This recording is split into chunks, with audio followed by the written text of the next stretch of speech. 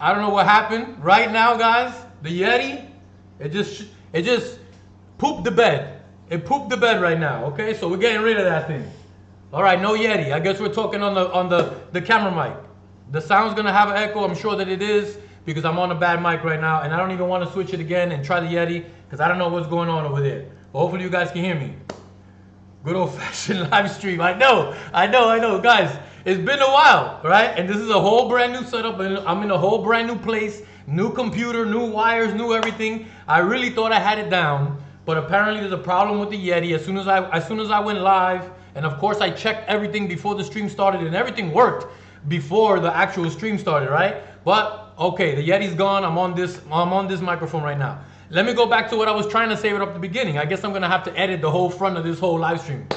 If you guys are here and you're not watching live, thankfully I'm gonna cut out that whole part that you guys missed. But if you're here watching the replay, leave a comment below, replay squad, so that I know that you're here and I can thank you accordingly. You're not gonna catch any of that stuff that just happened before. That's why you should be here live, because then you catch stuff like this going on, right? All right, I'm glad I'm here. Everybody's saying I'm good. See, that's why the first thing that I ask is for everybody to give me a thumbs up if I look good and sound good. Because you never know with this stuff. You think you're good, you think you're fine, you do all these checks, and then everything goes off the walls. All right, let me first, before I start, I want to shout out the guys that were here very, very nice and early, okay? I'm going all the way back to the top, and I want to see who shouted out where they were from. I'm looking for any places. Let me see. Oh, I probably can't even go back up that high. The highest I could go back up is where you guys were saying no sound. So I guess I lost that. But welcome everybody. I see a lot of people here. Let me shout you guys out. I see Julian, Frank Taylor, Chuck Steele, Andrew Scott, John Roth is here. General 51 is in the building. I know the mad scientist Jeff Thompson is here. I see you, Jules. Jules is here. Claude Patin is here. Andre Sanders. Lori, hey Lori, first public live stream. Robin is in the building. Ryan is here. Welcome everybody, welcome. Welcome, Tim Hall. I see Cave of Wonders. I see Donna Vetrano. Angela L, welcome everybody. I'm glad you're here. Let me go back to the bottom. I'm glad everybody is here. Welcome. We started off bad, but this is gonna be a fun one, okay? Because I got a lot of stuff to show you guys. Let's get into, first I want to announce what's going on in this live stream. After the topic that we're going to discuss here today, then we're going to go into some Q&A. And after the Q&A, we're going to do a giveaway. And the giveaway prizes that we're going to do today, I'm going to do the giveaway at the end of the live stream. I'm giving away a KaveMan t-shirt, an official KaveMan tee, prize number 1. And prize number 2 is going to be an AI Aqua Illumination Nero 3 wave maker. That's a pretty cool wave maker. I think it's worth like 50 or 60 bucks, somewhere around there, giving that away for free. So stick around. If you guys have been to these live streams before, you know how you're going to win it, right? It's going to be with your points that you're accumulating right now as you're here in the stream. We'll get into all that later. But let's get into today's topic, guys. Today's topic is the bacterial bloom that we've got going on right here. Boom. This tank, guys, I can tell you right now, is looking really, really good compared to the last couple of days or since last week. This tank was looking horrible. I actually made a video for you guys. Some of you guys were saying ew, right? I know, yes, you can win in Canada as well. Some of you guys that might think this looks cloudy, and trust me, you guys know me, to my standards, yes, this is very cloudy. And I don't like cloudy tanks. You guys know how I am with my crystal clear water. But this is looking so much better, and I'm gonna explain why. So first, let me see if this works, guys. I'm gonna start off with this. All right. Here's a video of what this tank looked like about like last week. All right. I got 3 videos for you guys. Let's see if they work. I don't know if there's any sound on that or if I was talking at all. I can't hear any of that. But here's what it looked like about a week ago. You could hardly even see the rays in there. You could hardly see the background. Look at how green it is. It's totally green with an algae bloom. It's also cloudy with the bacterial bloom. Looking pretty bad. Here's another video, another angle. Look at this. I'm telling you, I took this video because I needed to show proof of how bad this tank was. Look, you can see the reflection of the other tank. You can see the reflection of the fish in the other tank better than you can see the rays in here. You can't see any rays in there, but check out the reflection of the severums over there in the other tank. Here's a third video, one more angle, last one. Here's from the top. Look at how green, look at how cloudy. This is the algae bloom and the bacterial bloom. So yes, this is how bad things were. So now, for today being like this, I can tell you I've got definite improvement. And I'm gonna tell you guys what I did and how this happened.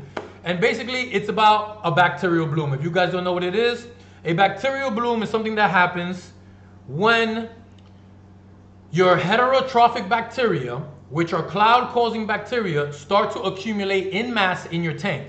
These heterotrophic bacteria are bacteria that can be seen to the naked eye. And that's why when they reproduce, and they reproduce very rapidly, you can see them in your tank. They are the bacteria that cause that cloud, that milky white cloud in your tank.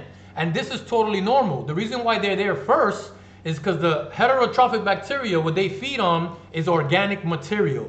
They feed on fish poop, they fish on dead fish, they feed on excess food in your tank. Anything actually organic is what they feed on, and then they break that organic down into an inorganic substance like ammonia nitrite nitrate, right? Well, they don't break that down. Excuse me, let me take that back. They break down the organics into a substance that your autotrophic bacteria, which is the bacteria that we do want in our tank, they then break down the ammonia, nitrite, and nitrate. But these two bacteria kind of fight against each other. So at first, when your tank is looking horrible with a bacterial bloom, that's an excess of the heterotrophic bacteria in your tank. If you leave your tank alone and you don't do any water changes, you don't have to put any chemicals, any additives, anything in there at all, your beneficial bacteria will eventually start to grow as your tank starts to cycle. When those beneficial bacteria grow, they will starve out the other cloud-causing bacteria. They will go away on their own. Your beneficial bacteria will take over, and then your tank will start clearing up. Just like my tank has now started to clear up. All I've been doing all these days, I've been dosing prime and stability every day. Why have I been dosing prime and stability? Since when that tank was as green as it was in that video, when this tank was looking super green like this, that was a couple of days after adding in the 3 brand new Stingrays. The 3 new Stingrays caused me to feed the tank more, which means there was more food in the tank, which means they were pooping, which means excess poop in the tank, and there isn't beneficial bacteria in this tank yet to start, mineralizing that stuff and converting it. So the heterotrophic cloud-causing bacteria went crazy, and that's why this tank turned like that the moment that I added those Stingrays into the tank. Now, after a couple of days, the ammonia levels in the tank are going to increase because the fish themselves are producing ammonia. The waste in the tank is producing ammonia. So prime is going to detoxify that ammonia, keeping the water in the tank safe for the rays so that it's not harmful to them. And then the stability is just helping the bacteria grow and accumulate and reproduce so that the beneficial bacteria can take over and the cloud-causing bacteria can go away. So after a week or so, a little over a week, this is the result that I'm at right now. And I can actually see into the tank. You can see the 3 rays now, where before you couldn't see them at all. So this is just something that I like to tell people that is totally normal. Everybody goes through it, especially when you're setting up a brand new tank. This happens and people start to freak out and they go crazy. Let me do water changes like crazy to get this cloud out of my tank. What happens when you do water changes is that your tap water contains dissolved organics in it. And every time you do a water change, you're basically putting that nutrient-rich, organic, full water back into your tank. You're giving that cloud-causing bacteria more food, right? Instead of trying to give them away, you're giving them food and they reproduce even more. And you basically just start the bacterial bloom all over. So what you want to do is don't even water change at all. Leave the tank alone. Be super patient, and eventually your tank will start to clear up. I wanted to show you guys living proof right here with my own tank, showing you how green and how dusty it looked a couple of days ago and showing you what it looks like now. Granted, it's not there yet, not by any means, but we're getting there. I know what you guys are usually used to. You like looking at crystal clear water like this. And eventually, once your tank has cycled, once your tank is established, once your bacteria colonizes well in your filters, on all of your decor, all over your substrate, then that organic, that I almost did it again, guys. That heterotrophic bacteria will dissipate to a minimum, a very, very small amount. They are still gonna be in your tank because you're always gonna have organics in your water, right? There's always poop around. There's always food that maybe, you know, got stuck somewhere. So they are there, but not in excess. And this is how your tank eventually will look. Or for example, here's the 150, guys, check it out. Another crystal clear tank. Now, I will tell you that I am beginning to have a problem here in the 150 gallon tank.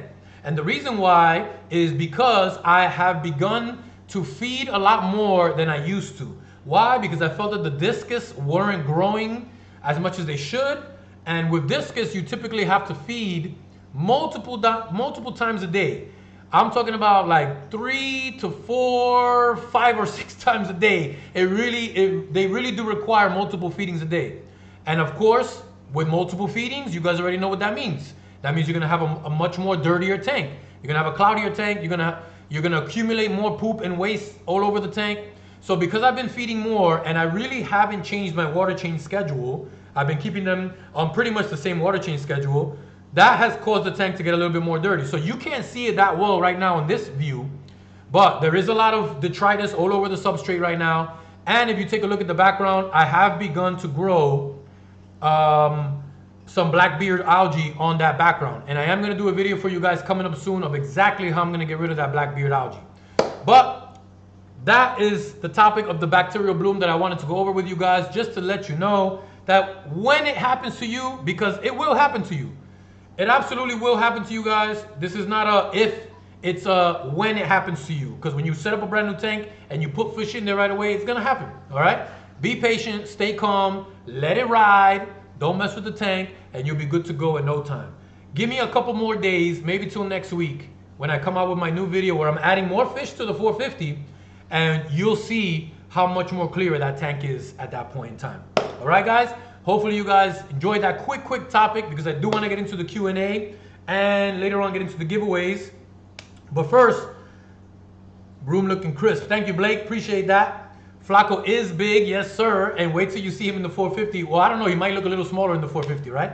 But guys, we're about to get into the Q&A, which I know is the part that everybody likes, because I like to engage with you guys and interact. Laurie says, could a bacterial bloom cause fish to lack oxygen? Yes, absolutely. Because your heterotrophic bacteria are going to heavily consume the oxygen in the tank. And the more that they reproduce and the more of them that are in your tank, they are consuming that oxygen. So yes, once you're going through a bacterial bloom, that's something that you do want to do, is increase the oxygen in your tank. Very good question, Lori. Thank you for that. So guys, before we get into the Q&A, I got to talk about this live stream sponsor. And if you don't know, this live stream sponsor is none other than myself, KaveMan Aquatics. So here we have a membership on the channel, and what we do is have different levels. We got Little Fry, we got Studs, we got Tank Boss. If you want to support the channel in the best way you could think possible, this is how, by joining the membership. You can type the word !member in the chat and you'll get a link to how to join. The Tank Boss level is a level where we do member only live streams just like this. We do them twice a month. It's a small group of us and we have a whole lot of fun every time we do it. Ask any of the Tank Boss members here in the chat and they will let you know how we get down. Also guys, if you don't have it already, I have my book that's been out for a while on crystal clear water. It goes over the bacterial bloom issue that we just did in more detail. If you want to check out the book, you can type !CCW in the chat and hopefully the bot hooks you up with a link and you can check that out. One last thing, I do have my African cichlid course still, guys. You guys want to check that out? !course, you'll get a link for that. If you don't want to dive in and buy a course right off the bat, because I know some people don't like to do that, I do have a free webinar. The webinar is free. You can go ahead and check that out. All you got to do is supply your email. It's a free webinar. And yes, at the end of the webinar, obviously, I'm going to tell you about the premium course. So full disclosure, guys, that is what it is. All right, now we're going to get into the Q&A, guys. But first, before we get there, I want to explain to you guys how we do here with the points, because I see some of you guys are already doing the points thing. So at the end of the stream, we're going to have the giveaway, and the way you enter the giveaway is by buying raffle tickets with your points. How do you get points? Your points are accumulating right now while you're on the stream. You get 5 points for every 5 minutes that you're here. So 5 points every 5 minutes. You get 2 points every time you leave any comment in the chat. You get 2 points. You get 10 points if you leave a super chat. You get 15 points if you subscribe to the channel if you're not already. And you get 20 points if you join the channel membership, okay? Let's get into the Q&A. We're gonna have some fun for a while. I'm gonna try to help you guys out as much as I can. I can't promise that I'm gonna answer every single question because there are a lot of you guys here in the chat, but I'm gonna do my best, okay? I don't know it all, I don't know everything, but if I can answer your question, I will try to help, I promise. All right, guys? Let's get into it. Let's go.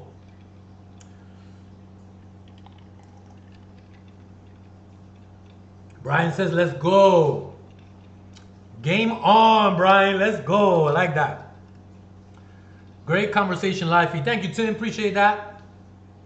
Mr. Jose says, how you like the sub boxes on the 450? I'm absolutely in love with them right now. Let me go to it. Boom. So I wish I could get over there and open them for you, but let me see. I want to stop this chat so I don't lose my spot. So the sump in the 450, guys, is excellent.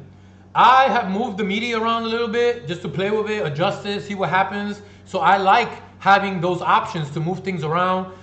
When I dose my prime and stability, I dose right into the sump. It's excellent. I feel like dosing it into the sump and letting the pumps shoot that out of the outputs help to spread what I'm dosing throughout the whole entire tank. And it's so simple just to go right into the sump. Instead of dosing from the top of the tank, then here, then there, you know what I mean? I just dose it into one spot in the sump and it's great. So far so good. I've really only cleaned the socks out once and they weren't even really that dirty because there's only the 3 rays in there. But I'm really liking it. So far so good. KaveMan, that 450 looks nice, brother. Thank you, clown. Appreciate you. Adrian is here. I joined a few weeks back though. Do that count? I don't know, Adrian. Well, I'll tell you this: if you're already a member, you're gonna get extra tickets anyway, Adrian. So don't even worry about that. Angela says thank you as always. My pleasure, Angela. William, let's go. Let me get to the bottom. Shady Grady says, is the sump better than the canister filter? So I'm not gonna say right now. I'm not gonna say yet, bro, that it's better. I'm not gonna say it's better because right now it's just doing a great job, just like my canisters do a great job.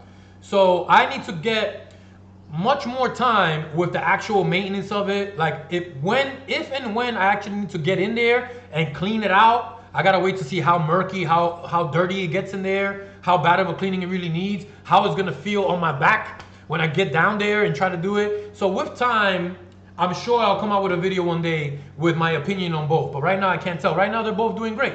They're both doing great. Laura, how can I get points? I just went over that, Laura. Maybe you missed it, but you're getting points right now. Josh says, will a female frontosa cause aggression in an all-male peacock and hap tank? Or being a different species does not matter? That's a great point, Josh, and I can tell you this. What I will tell you is this. I know that one of my 3 frontosas that I have in this tank right here is a female. How do I know that? Because I think it's that one on that bottom right. You see him on the bottom right? The one that just kind of swam up a little bit. I believe, not 100%, I believe that she's holding eggs right now. So that's why, if she's holding eggs, she's a female, right? So I think she's holding female. I haven't had a chance to really check, but she's got a bulge under there. And a couple of times that I fed where I was actually paying attention, she wasn't eating. Let me turn this off, okay? Stick with me here. She hasn't been eating, so I think she's holding. Now, is there any more aggression in my tank than usual? No, there hasn't been. So that's a very good question because I'm not sure if it's just that they're frontosas and they're different species, so they don't care. Maybe the peas and haps know they're not trying to mate with a frontosa, so it doesn't affect them. Or it just could be that it's only the one female. I don't know. That's a very good question that I don't have the answer to. But for me right now, I think that she's a female and my tank is doing okay. So maybe you should try it. Maybe it'll work out. I see a couple members here. Let me see what's here. I see 5. Jeff Trotman, member for 5 months. Thank you, Jeff. Appreciate you, my man. High five right there. What's up, Jeff? And I got one more member. Tiffany, welcome to Tank Boss. Tiffany is a Tank Boss member. She gets the applause. Tiffany, appreciate you, Tiff. Thank you very much. Tiffany's a Tank Boss member. I like that. Jeff just said, let me see. I saw you, Jeff. Where'd you go? Okay, I lost it. Woohoo, Tiffany. Oh, yeah, he saw Tiffany. All right. Welcome to Tank Boss. I'm seeing it too. All right, guys, I'm jumping around because the chat is moving heavily and I love it. Andrew Scott says, hey Kev, are you ever going to dip your feet into salt water? That's a great question, Scott. And the answer to that is yes, sir. I absolutely am planning to get into salt water. And for those of you that might be wondering where that's going to happen, that's going to happen right here, guys. Oh, by the way, I have a mobile camera today, guys. Right there. My 75-gallon tank that used to have scuba in there temporarily, now is completely empty and there's nobody in there. I may consider getting rid of this tank and putting a brand new saltwater tank right there along that wall. Guys, check out my new C-Cam light. It's dope. I love it. But we're mobile today, guys. So when we get into it, we can get up close and personal because I got the mobile going too. All right. If you guys are wondering why that blanket's on the floor, that's to help prevent some of the echo. It's not doing the best job in the world right now, though, if you know what I mean. But we got the mobile view today too, guys. We got it going. All right. Yes, Andrew, that is the plan. Megan says, I'm a newbie and wonder what's the best way to wash new substrate. So the way that I like to do it, Megan, is to grab like one of those Home Depot totes, right? Like a 40-gallon or a 50-gallon tote from Home Depot. Put all the sand in there and just let your hose from outside fill the whole bucket up with water, and then just let the water overflow out of the tote. Go in there periodically every 5 minutes, mix up all the sand, mix it all up nice and good, and get the water real nice and dirty. Then just leave the hose in there, let the water overflow, and eventually the water will start to overflow a little bit clearer and clearer and clearer. Mix it up again, get your hands in there and mix it up. That's a good fast way of cleaning the sand up. And once your water starts overflowing and is looking pretty clear, then you know you're pretty good to go and you can put the substrate into the tank. Now, mind you, you're almost never gonna get it completely clean. So even after you put it in there and your tank's a little cloudy, that's okay as well. Don't stress out. Just give your filter time to work and it'll eventually clear up. Where was I? Joe Tang says, how do I keep the green lime off my glass tank lids? That green is algae on your glass tank lids, and it's growing there because your light is obviously right there, right?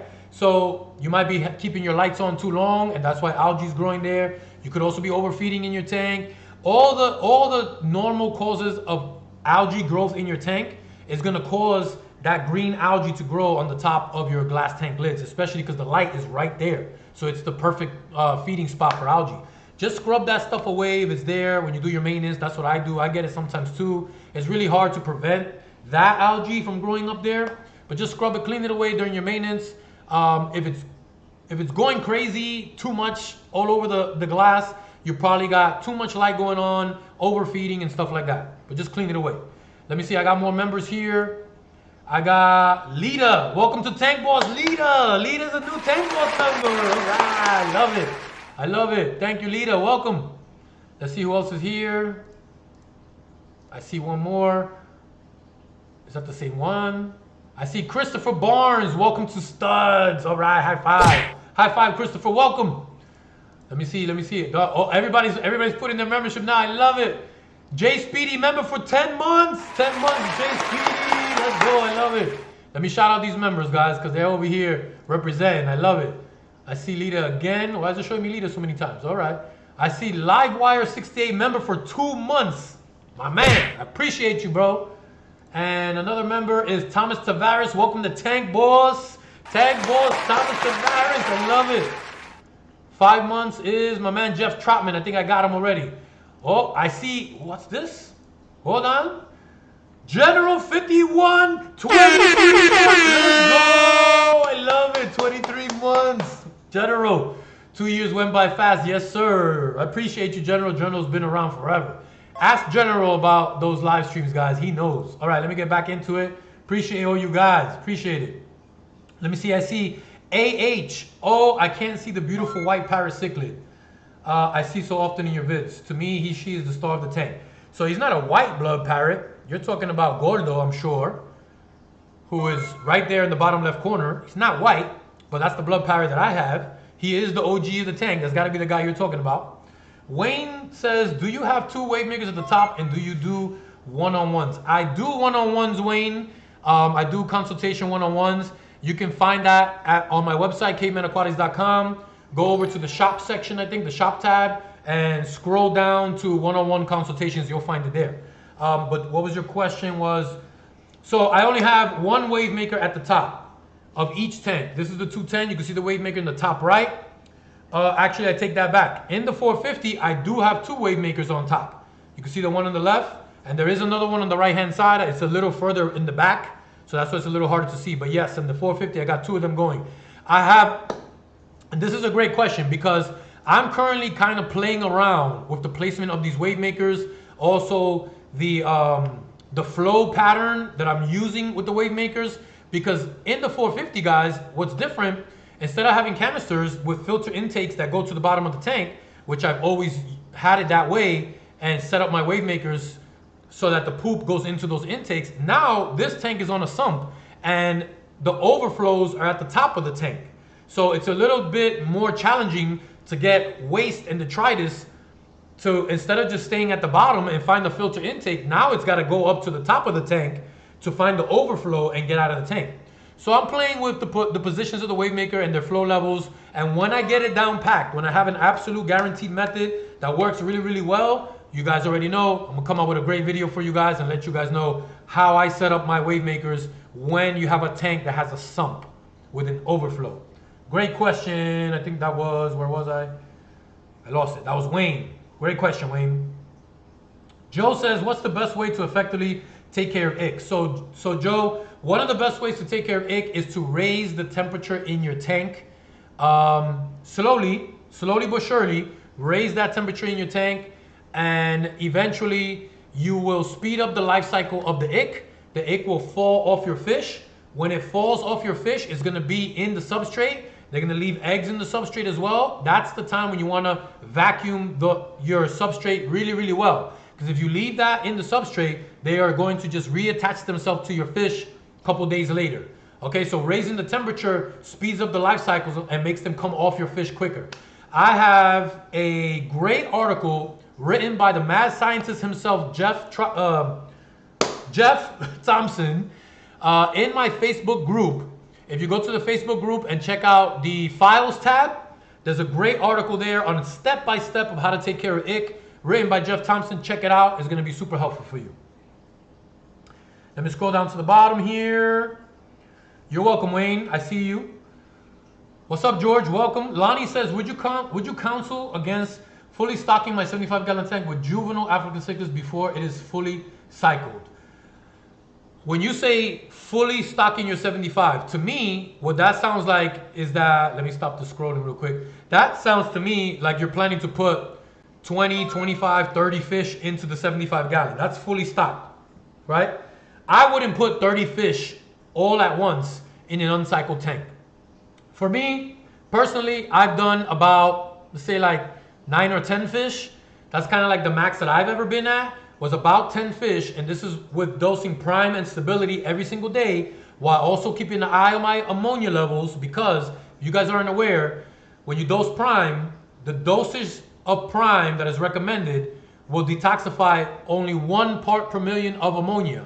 So if you got 2 parts per million or 3 parts per million of ammonia, then you want to double or triple up your prime dosage. Prime is safe to dose up to 5 times.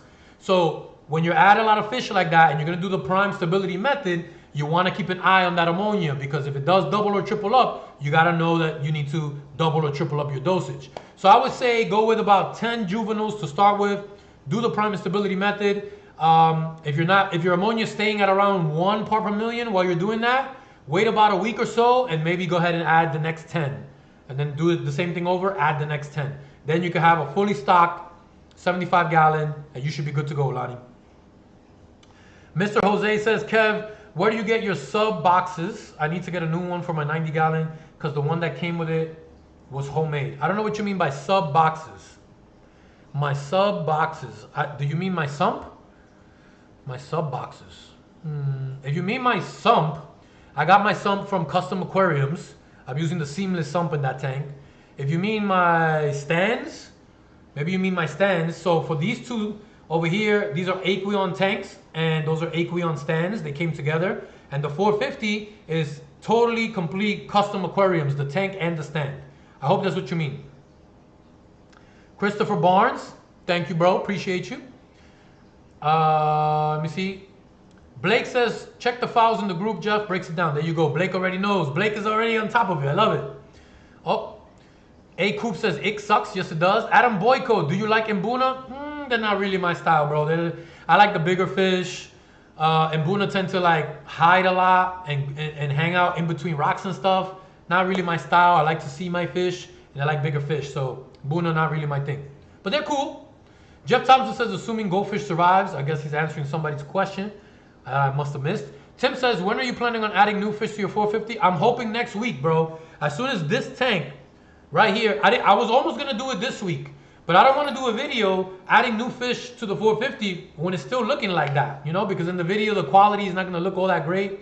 So I'm thinking that if I give this tank about another week, it should clear up. And maybe I'll be adding some of the fish from the 150 in here and possibly some new guys too. I have my hands, I got my hand in the cookie jar right now. So I might have some new guys too. They'll all be in the same video. So Stephanie, my awesome friend Stephanie, gifted a KaveMan Aquatic membership. Guys, I always forget to talk about this, but thank you so much, Stephanie. Stephanie gifted a membership. I'm not even sure how it works, but she gifted it. So somebody has a free membership right now, I guess. And what happens is you have that for a whole month, and then after that, if you wish to keep the membership, you can join the membership. But she's nice enough to give somebody a free membership, so I appreciate that, Stephanie. Thank you. Let me see. I see a member right here. My man Crowley32 is a Tank Boss member. Welcome, my bro. Welcome. I love it. Superior says, how often are you feeding the rays? So rays can definitely eat, and I'm giving them 3 meals a day. Sometimes I stick with 3 meals of pellets a day. They each get about 2 pellets, and Scuba and Cookie are eating well. But Carrot sometimes is a little bit picky with the pellets, and sometimes she doesn't want it. So what I'm doing every other day or every 2 days, I also feed them night crawlers, and they love them. The little red wigglers, they absolutely devour them, and Carrot goes after them like a hawk. So I want to make sure that if she's not eating the pellets, she still goes after the night crawlers and is getting some food in her. Great question. Blake says that Stephanie is the MVP. I agree. Laurie says, very nice, Stephanie. My man Andrew gifted a membership. Thank you, Andrew. Appreciate you, bro. Appreciate you. Henry with the $2 super sticker. Thank you, Henry. I appreciate you. I love it. I love it. Why didn't it come up on top? That was weird. Thank you, Henry. I appreciate you. Let's rotate here. I see Mary Kelly. Mary says, do you install plastic egg crates on the floor of your tanks prior to adding substrate? I do not do that, Mary. I know some people do that, and I think the reason why they do it is because they're planning to put like real rocks or real decor, real heavy stone in their tank as decoration. So the reason why they put the crates in is just so that if something were to happen where a rock would fall off of a decor, and instead of it landing very hard onto the glass at the bottom, it lands on the crate to prevent the glass from cracking. That's what I assume people do it, but because I never do that, and I don't use real heavy decor, I don't need to put crates in there. Big Bass HD says, what size is your hot water tank for water changes? So I have a typical regular, I think it's a 50-gallon hot water tank. Is it 50 or 500? No, it's 50 gallons. Very typical, very normal, nothing extravagant. But you got to keep this in mind, guys, because I get this question a lot. The reason is the hot water tank keeps boiling, 50 gallons of boiling hot water, right? You're not putting boiling hot water into these tanks. Even when I do a water change, I'm barely turning on the hot water. It's like a dribble of hot water mixing into the cold to create warm water. 78 to 80 degrees. I've used 84 for the Discus tank. That's not a lot of hot water. So it's only very minimal amounts of that boiling hot water mixing in with the cold. So even with these 3 monster tanks, the hot water tank is not depleting. It doesn't happen. So there's nothing to worry about. Blake says, I appreciate it so much. You are welcome, Blake. RD Red says, I fed my fish some mosquito larvae today. They do love that too. They do love that too. I think that's, I forget what's the company, but it's might called Bug Bites. Bug Bites is one of those things that has mosquito larvae. That's always good. They love it too. Tabarak Aquatics says, hey Kev, you spent all morning with me because I had issues this morning with my FX6 after maintenance. Had to watch your videos to get me back straight. Thank you, bro. I appreciate that, Tabaruk. Thank you, man. I'm glad I could help. Jason says, do you feed your severum zucchini, cucumber, or anything? No, I don't. I don't really have the time, bro. I wish I did. I wouldn't even know if they would eat it, but they eat very well with what I feed them. I feed them the cichlid flakes, as well as the Discus flakes, and Norfin pellets, as well as the Vibra bites. They love that stuff. They go crazy for it. And the severums, you guys can see that the severums are huge. These guys are humongous and continue to grow, as well as the geos. They just don't stop growing. All right, let me see. I guess Blake bought something or did something. If I did, I forgot. Tiffany says, I love watching your rays. Thank you, Tiffany. Glad we can see them now, right, guys? Blake says, I appreciate you, bro. I'm excited to be a member now. Thank you, Blake. Thank you. Appreciate you, Blake. Okay, guys, how do you gift the membership, says Tiffany. I don't know. Somebody help Tiffany out. I think it might be either with the smiley face in the bottom or the plus sign down there, somewhere around there. Somebody will help you out. But I appreciate you, Tiff. Thank you for trying. Let me see where I'm at. I see Oink Master Supreme forever. I haven't seen you in a long time. Oink Master, welcome. Welcome back. I love it. Thank you for being here. Let me see. Mad Max T. When medicating a fish tank, if I close the valves in my canister, would that isolate the carbon from my tank? Yes, it will.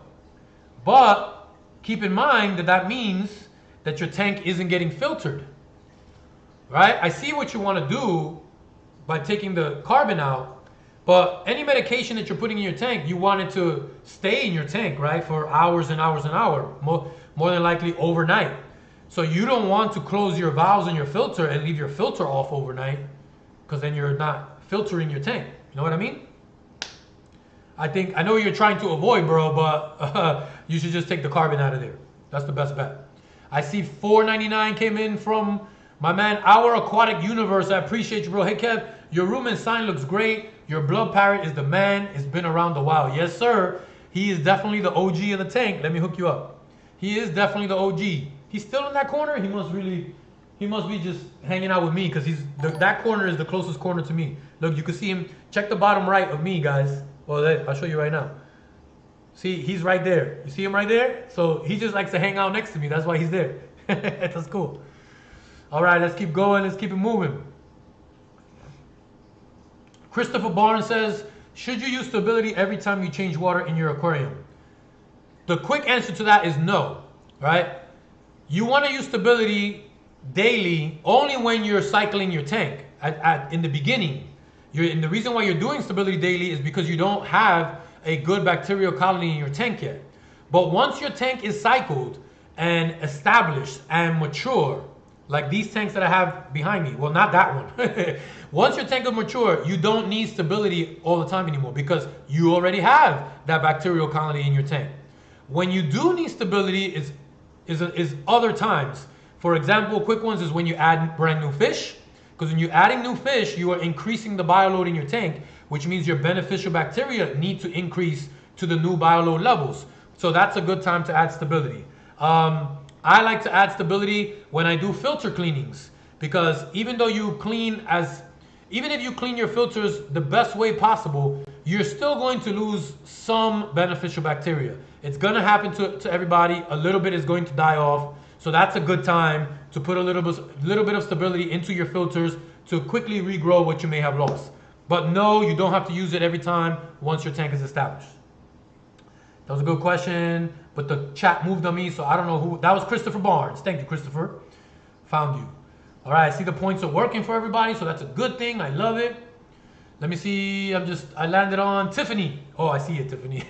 Henry Rothschild says, does any company make a bi-directional water pump so that you can drain or fill a tank without using a submersible unit? That is a great question. That is a great question that I do not have the answer to, but I see where you're going with that, Henry. That would be a great idea, right? For example, if you got the pump that's inside of a sump pushing water into the tank, you're saying have it reverse so that it sucks water out of the tank and sends it somewhere else. I don't know of any that do that. Maybe somebody here in the chat might, but I like the idea, Henry. I see where you're going with that. Joe says, what do you use to clean the outside of your glass? The outside of my glass, you guys might throw a fit right now, but I'm going to be 100% honest with you. Ready, guys? Ready? Don't shoot the messenger. I'm just telling you what I use. You don't have to do what I do. But guys, believe it or not, Windex. Plain old Windex. That's it. I spray the bottom of the tanks. Then I get my paper towel and I wipe up with the Windex. Don't spray the top down or even at the top of the glass. I spray the bottom of the glass and I wipe it with Windex, and it's A-okay. Never had a problem. I know people go crazy because they think Windex is going to kill everything in the tank. Just don't spray Windex into your water, you know? Don't let those fumes spray all over the room, all over the tank.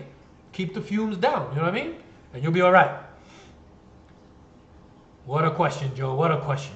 Andrew Scott says, never thought I'd have a picky Oscar. It happens. It happens, bro. Absolutely. And Oscars can be grumpy, too. Yeah, they can get that way. Somebody gifted something. I see it here. Let me see what this is. Tiffany gifted a membership. Appreciate you, Tiffany. Thank you. Somebody got a free membership from Tiffany. Let's go. I love it. Let me see where I am. Let me find somebody. What's that, Jeff? Jeff is thinking. I don't know what that was, Jeff. I missed it.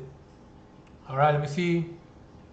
Afro Man says, that's what I use. Okay, I don't know what that was. Diana says, would you recommend using a fan to cool down a tank that's getting high temperature due to the weather? So what I recommend, Diana, yes, you could use a fan at the top of your tank, open up your lids and blow the fan into the tank so it blows the water. That will help. But something else that will help that is very, very efficient, I have a whole video on this as well.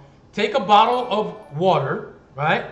Take the paper off the bottle of water, whatever's on there, make sure that sticky stuff is gone, and put it in your freezer. Actually, you should do a couple bottles of water. Freeze them all. Once they're frozen, take the bottle of water, put it right into your tank. It'll float at the top of your tank. Well, actually, it might sink as well. Leave that bottle of ice water in your tank. It will cool down your tank. And when that ice water melts, then replace it with your other frozen bottle, and that'll keep your temperature down. After the stream, not right now, stay here hanging out with us because I know you're going to have more questions. After the stream, go ahead and search KaveMan temperature, aquarium temperature, or aquarium summertime, something like that. My video will pop up. You'll enjoy it. Check it out. Henry says spray the paper towel instead. That's a good way to do it as well. You can spray the paper towel and then go ahead and wipe it. If you really want to be that careful, you could do that as well. Thank you, Henry, for that intuition. Frederick says, hey, Kev, I have an African peacock cichlids. One of them, their belly looks a little big. Okay, could be bloating. I feed once a day, 1 to 2 weekly water changes. Any suggestions? I don't see any stringy white poop. So you could just be bloat from the type of food that you're feeding. So what I would suggest first is stop feeding for a couple of days and see if that swollen belly goes away. If that swollen belly doesn't go away, then you may want to take that fish out, put him into a hospital tank, and use Epsom salt. Epsom salt is like a laxative to fish. It'll help him poop whatever's causing that bloat to happen into him.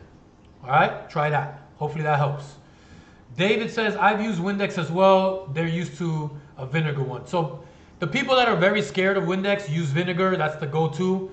Vinegar is very, you know what I do use vinegar for? When I'm cleaning the top of the glass, that algae that builds up on the top, or that calcium buildup, for that I use vinegar to scrub that stuff off. I don't want to use Windex on the top of the glass because God forbid any of that residue stays there and then it's exposed to the inside of the tank. But yes, vinegar is great as well. Mad Max T says, Kev, for my original question on isolating my carbon by closing the valves, what if I have 2 canister filters on 1 tank? Okay, that makes sense. So you're going to have the other filter continuing to filter the tank, right? But here's an issue. Depending on how long you leave that other filter with the valve closed, keep in mind that you're not providing any water flow through that filter and you're not providing any oxygen through that filter. So the bacteria that you got living and breathing and growing in there may die off because you're not supplying them with any oxygen or any consistent water flow. You know, if you left it that way overnight, you may lose a bunch of bacteria by the next day. So if you wanted to try that, what I would suggest, just in case, if you did have any bacteria die off, make sure you have some stability on hand as well as prime, just in case you get an ammonia spike from losing some of your beneficial bacteria. So let's say the next day you turn it back on, right? You also have to be careful that if you did have an excess amount of bacteria, you could be releasing nitrogen gas into your tank from all that dead bacteria. So it's a little bit risky depending on how long you're leaving that other filter off. You guys remember not too long ago, I found both of my canister filters off overnight in this tank, which was a big, huge mistake. And the next day, when I came home from work, I turned them back on. Luckily, there was no nitrogen gas issue. And I don't know of how much bacteria I lost overnight, but what I did was just dose some steep chem stability and prime to make sure that the water was safe. So if you're gonna do that method, because you don't wanna take the carbon out, prime and stability.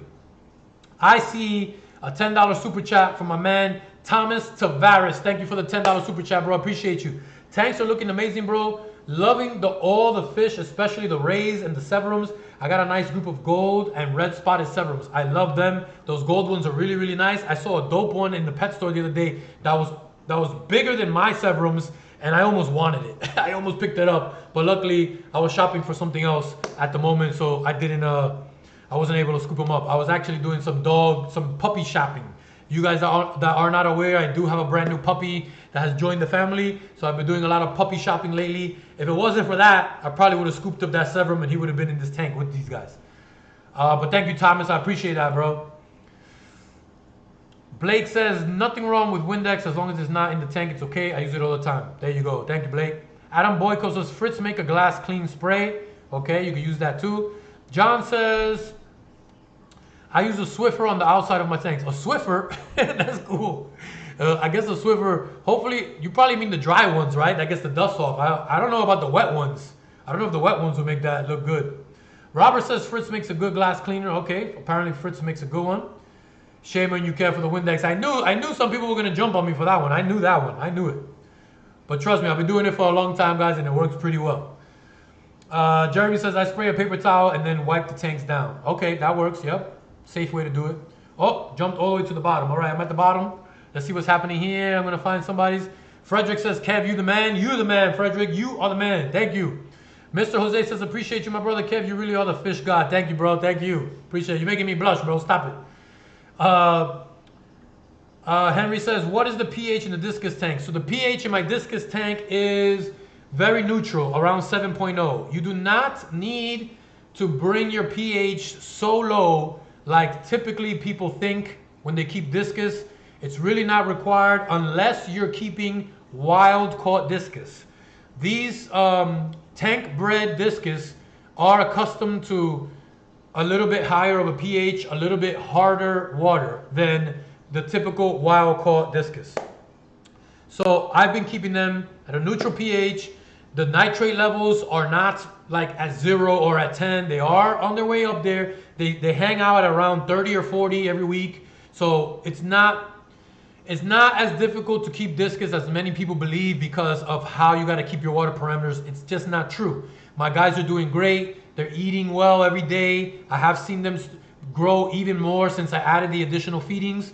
So very easy to keep Discus. The biggest difficulty when keeping Discus, guys, is the water changes. I'm only doing 1 a week, but I should be doing at least 2, to be honest with you. If I did 3, it'd be even better. They'd grow even more. But it is what it is. That's all you got to worry about with Discus. Water changes. Let me see. The chat was moving, so I'm jumping somewhere else. Bryce Lane says, have you ever heard of connecting canister filters via tandem? I have heard of that, and I don't think that's a good idea for a couple of reasons. Number one, the filters aren't designed to work that way in tandem.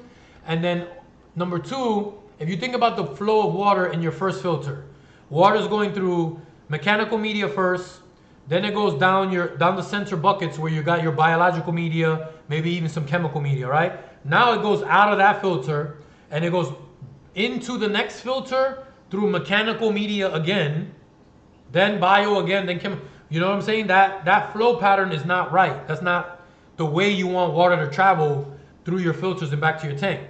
That's one point. And the other one is that the actual motors on the filters, the power that the motors produce for your output flow isn't designed for that kind of tandem thing. I have not met anyone yet that has told me they've successfully hooked them up in tandem. Superior says, when Flacco moving in with Scuba, when is the bloom going to clear up? So that, the answer to both of those questions is probably next week, bro. Stay tuned, I'll have a new video for you guys. Christopher Barnes says, I usually put the Windex on the paper towel first. There you go, that always works too. Corey says, nice looking geos you got there. Thank you, Corey, appreciate that. Am I rotating? Nope, let me check the geos out. Yes, the geos are growing well. The geos are going in the 450 as well, guys. They're gonna be up in there, and it may even add some more geos, may happen. Adrian S says, how big are the Discus now? I heard you say earlier they were growing slow. So they were growing slow because I was only feeding them twice a day. Now I'm up to 3 to 4 times a day. And now they're beginning to put on more size. There's at least one of them that I think is stunted, that hasn't really grown since the day I got him. So that could just be a genetic issue with him. Or it could be, like I said, that I'm not doing as many water changes as I should. Those of you that don't know, there is a common thing when it comes to growth stunting hormones in your tank and in your water. It's especially prevalent with Discus. It's absolutely a thing with Discus that they release this growth stunting hormone, and that's why with Discus you want to do a lot of water changes to get them to grow. So that could be an issue of why one of them is stunted and they were growing kind of slow. But they're starting to, I see a change now that I've increased the feedings. And I am potentially planning to move those Discus into the 450 as well, with more space, more water volume. The nitrate level should be lower in that tank because of the live plants and all the media I got in the sump. Maybe that could also spark some growth as well. We'll see. Gossman says, I use Dr. Foster and Smith glass cleaner and polisher, but once I run out, I'll order the Fritz. Okay, there you go. Glad people were able to help you, Gossman. Jeff Thompson, okay, got you. Rudy says, what causes goldfish cloudy eye? The same thing that causes every fish's cloudy eye is usually a water quality issue, number one, or it's like fighting or a physical abrasion on their eye. They either scrape themselves on a piece of decor or it was caused by a fight. If it's not something physical like that, the other issue is water quality, usually most of the time. Frederick Ali says, hey Kev, do you have any loaches in your African cichlid tank? I do. But 2 of them at the moment are hiding behind the background. They go back there all the time. And I always see them right out of this corner because they hang out over here because they can see me from there. And I think one of them is actually in the front. So there's a total of 3 of them in there right now. Believe it or not, sometimes I see more than I ever remember being in there. Sometimes I forget they're even in there. They come out from the background. And because they do well back there anyway, they're eating the roots of the plants that are up above the African cichlid tank. And when food does get back behind the background, they're eating that as well. So they're growing back there. When they come out to the front, they look bigger than I ever remember them seeing. So I leave them alone. I just don't bother them. They're good. I want to get 4 to 5 loaches, but I'm unsure how things may work out in the tank. Any suggestion? But yeah, they will work fine. They do very well with your African cichlid parameters, and the cichlids should leave them by themselves. So go ahead. Just know that loaches get absolutely massive. So make sure you have a nice big tank. They do grow slow, but they will get massive on you. Michael says, wow, Dr. Foster and Smith been forever. Okay. Juice says, I'm trying to find a replacement for my Aqueon Canister 400 filter ceramic impeller shaft, but I don't see anyone selling them. Have you found any alternative? I don't use Aqueon canister filters, so I can't really help you on where to find an impeller. Unfortunately, sorry, bro. Adam Boyko says, do you still use pot scrubbies? No, I don't anymore, because after my test was successful and I proved that they work absolutely well, just like everything else, I switched over to Matrix because I wanted to see if it was helping in reducing the nitrates. And once I established that they were helping and reduce the nitrates in my tank, I just left the Matrix in there. So now all my tanks have Matrix, including the 450 behind me in the sump. It also has Matrix as well. But if you want to go the pot scrubber route, you absolutely can, and it absolutely will work. No problems with it at all. And your tank will be crystal clear, even with that. Jump to the bottom. Angel, I see Angel Flores. How many gallons of stability did the 450 take? Daily, I probably put 150 milliliters daily. So how many gallons is that? I don't know, bro. I got gallons and gallons stored underneath there. It takes a lot. Let me see. Matrix for the win. Yes, sir. Jeff Thompson knows about Matrix. Corey says, nice looking frontosa. All right, I heard about the frontosa. Let me go over there. Thank you, Corey. I used to have a huge one with a big Tiger Oscar. Really? And 7 Geos in a 125. Wow. It was certainly an interesting combination. Well, I'm glad it worked out for you because frontosa usually need a little bit on the higher scale of pH, on the higher levels of pH, while your Oscar and your Geos probably didn't. But hey, if it worked for you, glad that it did, bro. Frederick says, hey Kev, what is the sink you use that has cold and hot water coming out of it when doing water changes? What is the sink that I use? Okay, that sounds like it's time for a little mobility, guys. Let's get mobile. Boom. All right, here we go. The sink that I use, oh, you guys might not be able to hear me, guys. I'm going to be yelling because I'm going to be very far away. This is a sink that I got at Home Depot. Sorry, bro. I spooked Flacco, by the way. Look how big he is, guys. Massive, massive, massive. So, it's a Home Depot sink, and I just installed it right here in the corner. And I got my hot water lines coming from the ceiling. I ran them down to the sink. Hot line, cold line. I combine them with this little jumper right here. And I hook up my hose. That hose right there, I hook it up here. I turn on the hot and cold. And warm water goes right into all of the tanks. That's how I get the warm temperature water for my 80 degrees. Check you guys out. A little in vertigo here. How about that look? Pretty cool, huh? That's why I like to go mobile sometimes. By the way, guys, I love my new rig. Check that out. It's beautiful. I love it. And that's how we're able to have all these cameras, guys, because before this, I could not do that. There was no way in the world I would ever have been able to have all these cameras and all these angles on my old computer. The guys that are on the Tank Boss membership that come to the members only live streams every other week, they know the struggles. They absolutely know the struggles. But as you can see now, we're doing pretty well. I don't know what happened with my mic today, but that thing almost caused my head to explode. But I'm glad that we figured it out and everybody's here still hanging out. All right, let me get to where I was at.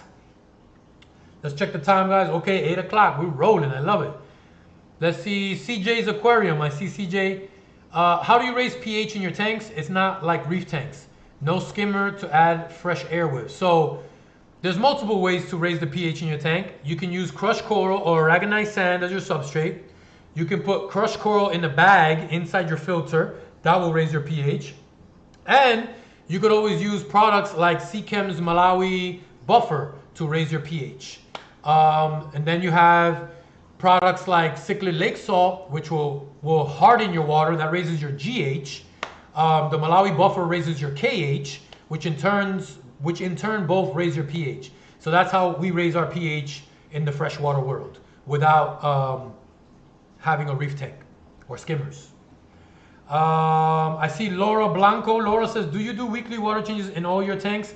Yes, I do, but not the 450. The brand new 450 so far has only gotten one water change, and I only did it because you guys saw earlier how green it was earlier, a couple days ago, and I wanted to get some of that green out of there. So I did the water change, which just reset the bacterial bloom, but at least the green went away. The plan for the 450, because it has the sump, because it has the live plants in it, and all the matrix that's in there that I'm hoping produces anaerobic bacteria to help keep the nitrate levels down, I would like to do water changes once a month on this 450 gallon. Worst case scenario, I do once every 2 weeks because it's just a ton of water. So I would like to do about 50%. So if I do my 50% water changes, it's going to be a ton of water. So that's the goal. But it all depends on where the nitrate levels rise to in a timely manner. I got to see where things level off at, depending on how many fish are in there and everything else that I just mentioned. But that's the goal. These two tanks right here, yes, weekly. Everybody knows why. The African cichlid tank is overstocked. Nitrates rise really high. And the Discus tank, Discus prefer their nitrates to stay nice and low. So I do it once a week over there as well.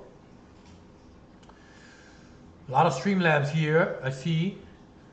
Jules says struggles makes us stronger. You are absolutely right, Jules. 100%.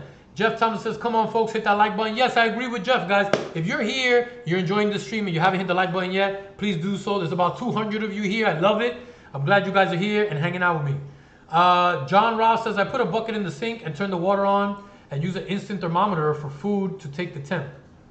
Oh, to take the temperature. And I put the pump into the bucket. Works for me. All right, so you mean you turn on the hot and cold in the sink and fill it up into the bucket. Yeah, that's perfect. That works too.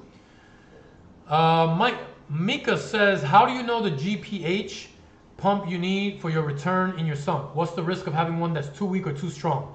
So if it's too weak, you're not going to get an adequate amount of flow through your tank. And you're not going to turn the water over enough as much as you need for your tank and for your bioload. If it's too strong, you could risk possibly overflowing your sump. So the way you figure it out, I can't tell you because I was guided by custom aquariums. Because of the size of the tank and the volume of water in the tank and in the sump, they recommended the 2,000 gallon per hour pumps that I have in here. That's the only way that I figured it out. Unfortunately, I wouldn't know how to help calculate that. But that's something I could look into. And if there is a cool way of calculating that, I will be sure to let you know.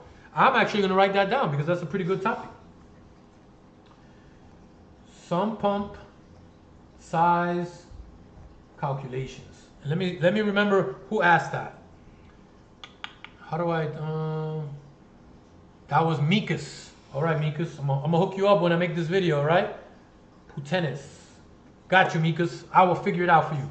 Corey says, I have breeding pairs of angelfish, breeding pairs of polar parrots, and 2 African claw frogs. 5 total tanks. 10 gallon, 20 gallon liter. I don't know what that L was. 29 gallon, 40 gallon, and a 40 gallon corner. Oh, 20 gallon long, a 20 gallon, a 40 gallon breeder tank, and a 54 gallon corner tank. My man Corey has the MTS, Corey. I love it. That's nice. Jacob Gibson says, how do I get tannins out of my tank? I have Purigen in both my filters and it doesn't seem to be working. What can I do? So if the Purigen isn't working for you, I believe that activated carbon might work a little bit better in getting those tannins out. Try ChemiPure Blue if you can get your hands on ChemiPure Blue. If not, just try the regular activated carbon. If that doesn't work for you, then it could mean that the wood that you put into your tank, you either didn't soak it enough before putting it in there, so it's just loaded with tannins. You might want to take it out and soak it overnight and let those tannins leach out, and even possibly boil it. Boiling helps as well for 20 to 30 minutes and get the tannins out.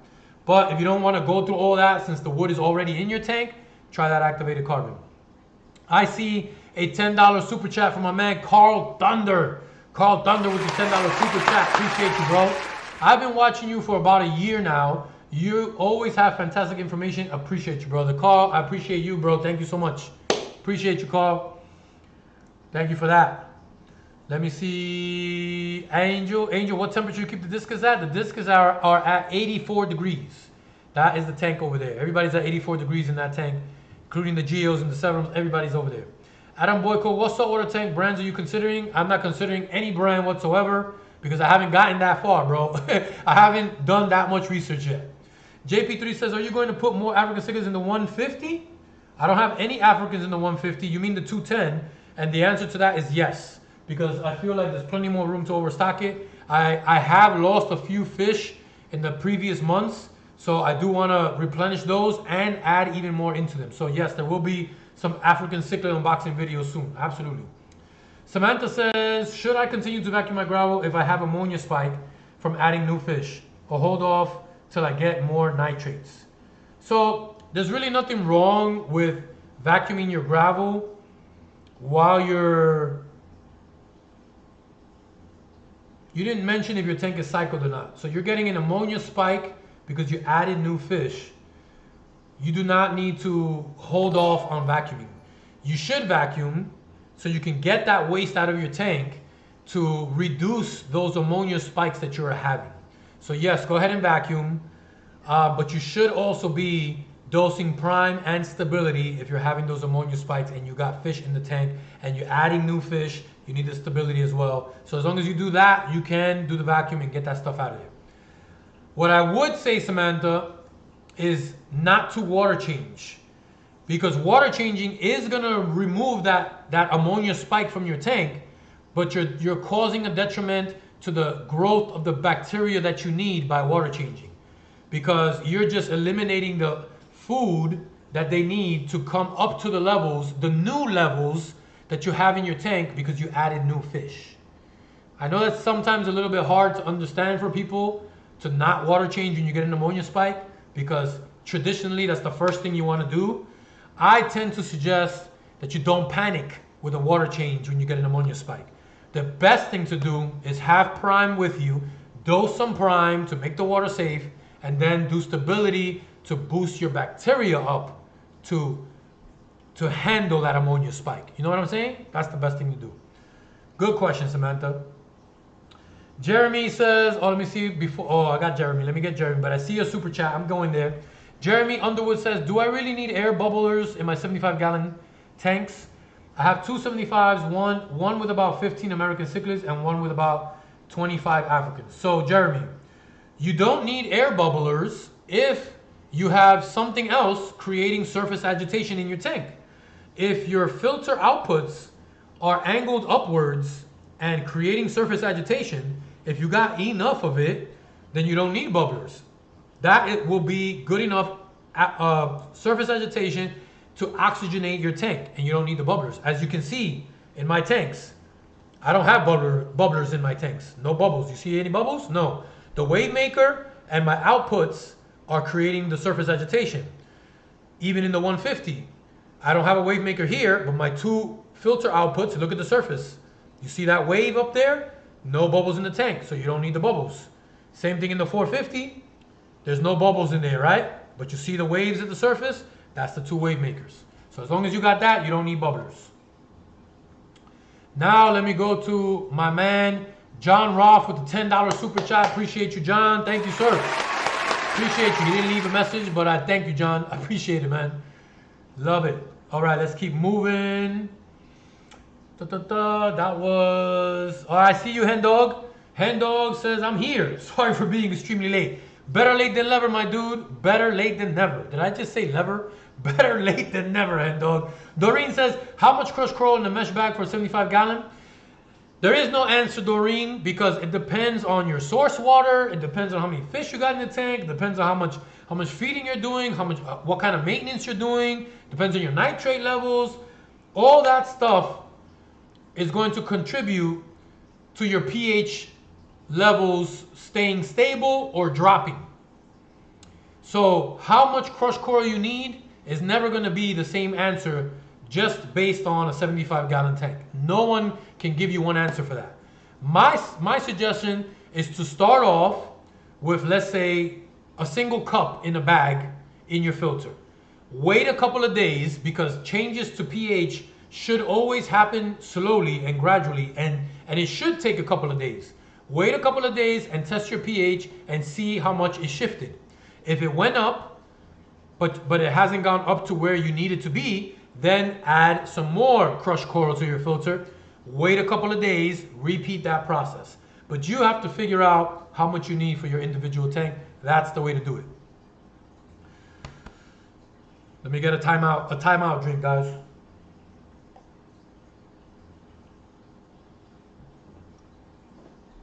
Thank you, Los Angeles Cichlids. I see you, bro. Frederick says, hey, Kev, how do you take care of your tanks while away on vacation, say for a week or two away? So, I have never gone on a 2-week vacation. I'm not blessed that way. I can't do it. But I have gone away for a week. Not too long ago, I went away for a week.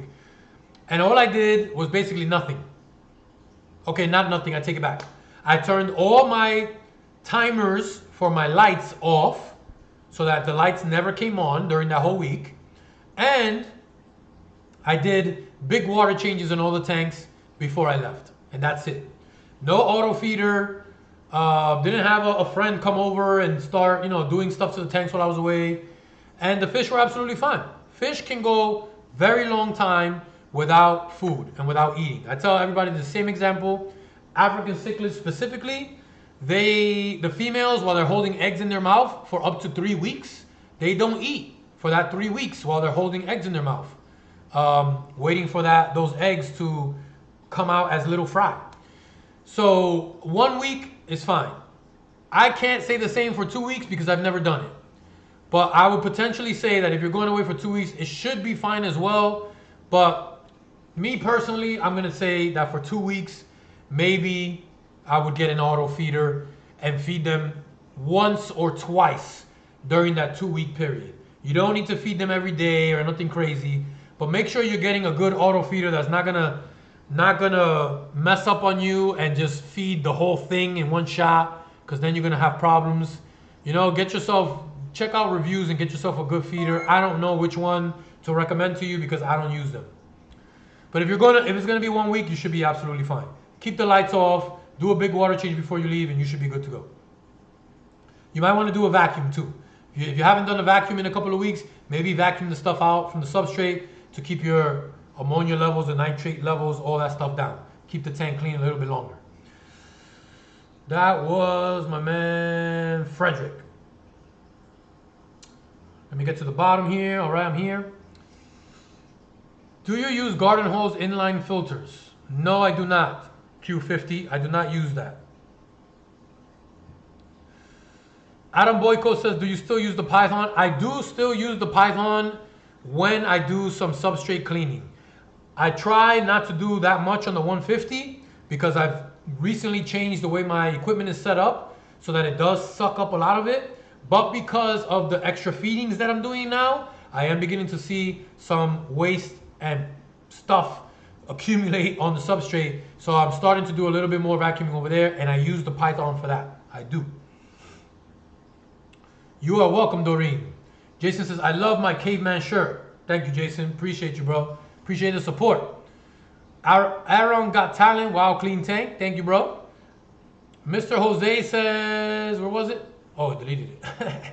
Tommy G, 14 months, bro. Tommy G with the 14 months Little Fry membership. Appreciate you, Tommy G. Big Dog Kev, keep doing you, bro. Thank you, Tommy. I appreciate you. Jeff Thompson says 2 weeks is not an issue. There you go. Jeff Thompson says auto feeder tank disaster. You see, I feel the same way about auto feeders. I generally don't like to use them, but I've never gone away for 2 weeks. That's why I'm a little bit, scared. But the math scientist says that 2 weeks is fine. So I would believe what Jeff Thompson says. He knows, he's got many, many years of experience. So I'm sure he's gone for 2 weeks, been away for 2 weeks, and his fish were fine. So thank you, Jeff, for that information. Diana C says, is it easy to care for live plants in your tank? No, it is not easy, Diana. And I don't even really have a fully planted tank. I have a couple of plants, a couple of live plants in a fish focused tank, but the plants need a lot. I have had to get a whole bunch more products for the plants. I don't have CO2 tanks, right? But I do have to dose Excel, Chem Excel, which is the CO2. Then I have to dose Equilibrium to get the pH levels where it needs to be for the plants and the fish to be at the right spot. Then I need to dose, what's the other one? Some other, I'm gonna go check because I don't remember the name. I got all my plant stuff right here. Flourish, Excel. This is all my plant stuff, guys.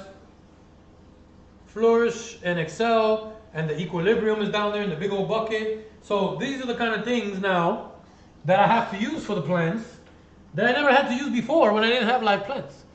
And you got to do a ton of calculations because you can easily overdose this stuff and cause algae blooms, which is where I got my big ugly green tank a couple weeks ago. It was because I calculated wrong and I was overdosing it. But no, it's not easy. Some people say that planted tanks are actually harder to keep than non-planted tanks. And I could kind of agree with that a little bit because I understand. With non-planted tanks, what we have to deal with is basically water changes because that's how we're removing the nitrates from the tank. With planted tanks, you don't have to worry about nitrate levels as much as we do because those heavily planted tanks help keep the nitrates down. They still do their water changes, but not like we do them. Not big water changes, not as frequently as we do them. I say we like we all have these tanks, right? See, we're all like a family here. I see you guys as family. So if you keep these kind of tanks, we got to deal with water changes. The live planet tank guys deal with keeping their plants alive.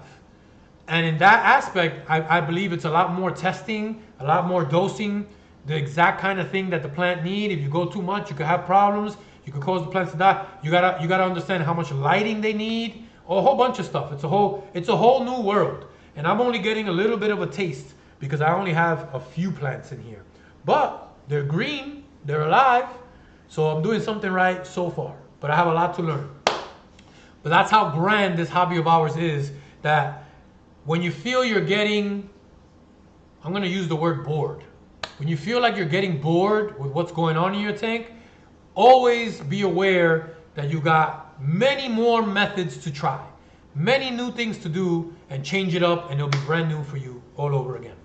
I see a $9.99. I think I just missed somebody. Amanda Steve with the super chat. Thank you, Amanda. Appreciate you, Amanda. High five for Amanda. Pow! Thank you for all you do. Your videos have fed my love for this hobby.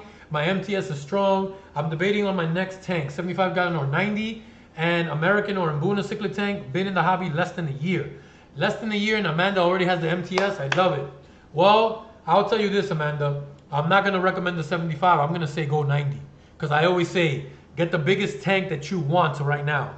The biggest tank you can afford with your budget, and the biggest tank that you have space for in your living quarters. Get the bigger tank now, because if you go smaller, you're gonna regret it. We all have done this before. Thank you for the super chat, man. Appreciate you. And I saw somebody else. Let me get to the bottom. Thought I saw something else. Let me see. Yes, I did. Aquatic Idiotics, aka Fishtachio. I love that name, bro. $5 super chat from my man, Idiotics Fishtachio. I did a water change in my cichlid tank and cleaned my canister filter, and water still cloudy and fish not eating. Please help. So I need more information, Aquatics Idiotics. Is your tank cycled? How old is your tank? How many fish you got in there? I need a whole bunch more information to help you out with that cloudy water issue. If your tank is brand new and not cycled, you shouldn't be doing water changing and cleaning your filters at the same time. Because more than likely, you're killing off a lot of bacteria, which is causing your tank not to cycle properly, and you're keeping that cloud causing bacteria in your tank, which is keeping it cloudy. That's I'm going to tell you right now, that's your issue. If you got an immature, partially new, uncycled tank, that's what's going on. Stop doing that much cleaning. Leave your tank alone. Let it do its thing. Appreciate the $5 though, bro. Superior says, when you gonna build a koi pond? Where's the golden retriever? Oh, Superior asked about it. If I get enough requests to see the new puppy, I will, but I want to keep this stream about fish. Some people aren't into dogs, but we'll see what happens. I'll show it to you if more people want to see him. The koi pond, somebody mentioned to me about a pond a while back, and people were asking about what's going to happen when these rays outgrow the 450. It's very possible that they can. They can outgrow this 450 if they really get huge. And it's possible that I might do an outdoor pond for the stingrays. That would be cool, right? An enclosed outdoor pond. And if I'm going pond, then I might as well get some koi too. That would be cool.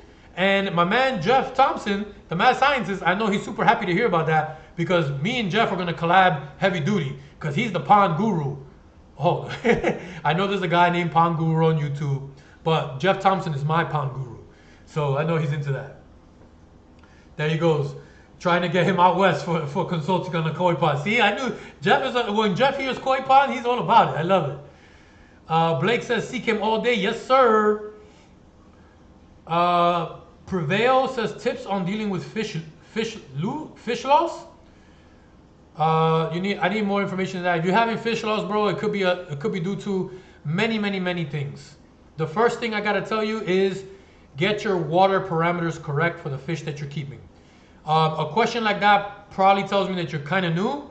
I would go to my aquarium beginners playlist on the channel, bro, and grab some popcorn, get comfortable on your couch, and just watch that entire playlist. It's absolutely going to help you out if you're dealing with fish loss and you're brand new to the hobby. Laura with the thumbs up. Thank you, Laura. Let me rotate here, guys. So I added this rotation thing, guys, because I feel like it's pretty cool. Let me know if you guys like it. Super chat's on fire, yes sir. All right. Frederick says, koi pond for the win. Yes sir. All right, Laura with the high five back. All right. David says, Diana, I have had tanks for 35 years. Only in the past 5 or so years did I finally get live plants to work. Vow is a beginner-friendly plant. There you go. See, David agrees that plants can be tricky. It's another level of planted tank keeping. Definitely is. John says, do you need to dose for plants on top of the tank? No, you don't. That's a great question, John. For those plants growing on top of my 210 and the 150, I don't do a thing. Not a thing, only because the roots are in the water, but the plants are actually emerged from the tank. So they get whatever they need from the light in the room, and they get their nutrients from the water in the roots. And I don't have to put anything else in the tank for those guys. And they're growing lovely. They're growing beautifully. I don't have the angle right now, but even on this view, you can see on the right-hand side, some of that pothos that's hanging down. It's beautiful. It's growing great. And I don't have to do anything to those tanks for plants. The submerged plants, on the other hand, like in the 450, those are the one I'm talking about, that you gotta keep the water the right way for the submerged plants. That was a great question. Where was that? Let me find it. That was my man John. Thank you, John. Great question, John Roth. And thank you for your new membership, John. Tiffany says, Kev, do you have a Geo Altifrons? No, I don't, Tiff. Tiffany has 2 of them. I don't have Altifrons, but I have seen them. They are gorgeous, and many people have suggested them to me. And I may consider adding those type of Geos into the 450 with the rest of my Geos. They are beautiful. Thank you, Tiff, for reminding me. Jeremy says, I use Seachem Pristine for bacteria. Also, those bacteria target in the substrate to help with less tank maintenance and vacuuming. So that is a good idea, Jeremy. Pristine is a different kind of bacteria that is used mostly to consume like the sludge in your tank, the sludge that grows on your glass. Yes, it helps clean off stuff off the substrate. It's like it's a poop eating, sludge eating type of bacteria that will help keep your tank clean. Pristine is very good at that. Yes, sir. Isaac says you can buy easy plants that don't need all that specific stuff. So Isaac, according to my guy that is helping me out with the plants in the 450, these are the easy plants. These are the plants that don't require a lot of light. These are plants that don't require CO2, like CO2 from a bottle, and actually put CO2 into the tank. So these are the easy plants. And I still have to dose this stuff to keep them alive. So I don't know. I'm learning. I'm on my way there. I know there's a lot of Planet Tank guys here, but I got a lot to learn.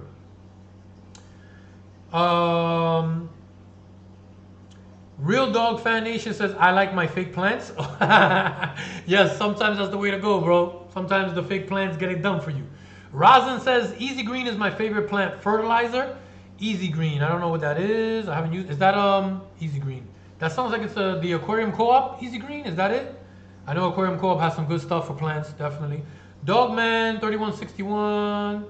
Kev, I have Discus and do only a weekly water change and they still grow like weeds. Oh, that's good to know.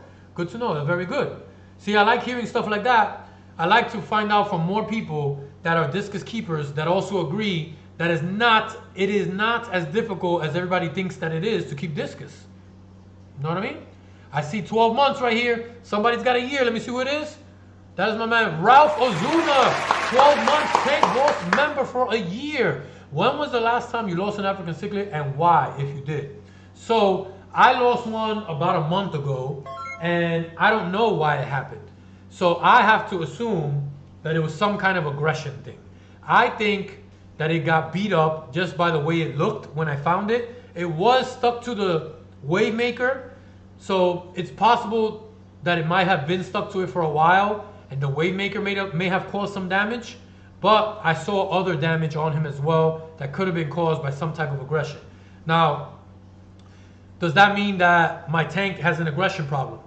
Not necessarily, because there could have been something to cause that fish to start to get weak. Maybe something was going on internally that he was getting sick and weak, and if a fish is weak, if a fish starts to stop eating, if it doesn't continue to eat, the other fish in the tank will pick up on a weak fish. And fish that were once below him in the totem pole will want to rise in the hierarchy. So they may get aggressive with that weak fish. Now already being weak and and then getting fish being aggressive with him will cause even more stress. And I think that that's what contributed to that loss. And I say that because I don't see any signs of disease in my tank. There's just no other reason for it. So sometimes fish die and we have no reason for it at all. And that's part of the hard part of this hobby, but we don't even know what caused it. But that's normal to happen once in a blue. That shouldn't happen back to back. Every other day you're losing a fish, or every week you lose a fish. That is a sign that something's wrong in your tank. But once in a blue that you lose a fish and you don't even know why, it's a normal thing to happen in this hobby, unfortunately. But great question, Raffle Zuno. Well, let me see. Let me scroll down. Oh, this chat is popping. I can't even. Whoosh. Lori, I see you, Kev. If you get a chance, can we take a closer peek at Scuba, Carrot, and Cookie? That is an excellent question, Lori. That is an excellent request, because Lori knows that we're mobile, and that's how we're actually going to see them. Here's a close up. Let's do a close up, guys. So there's Cookie and Carrot close up. Cookie is really, really big. She is a big one. And look, she's coming right up to the tank, probably because she's hungry.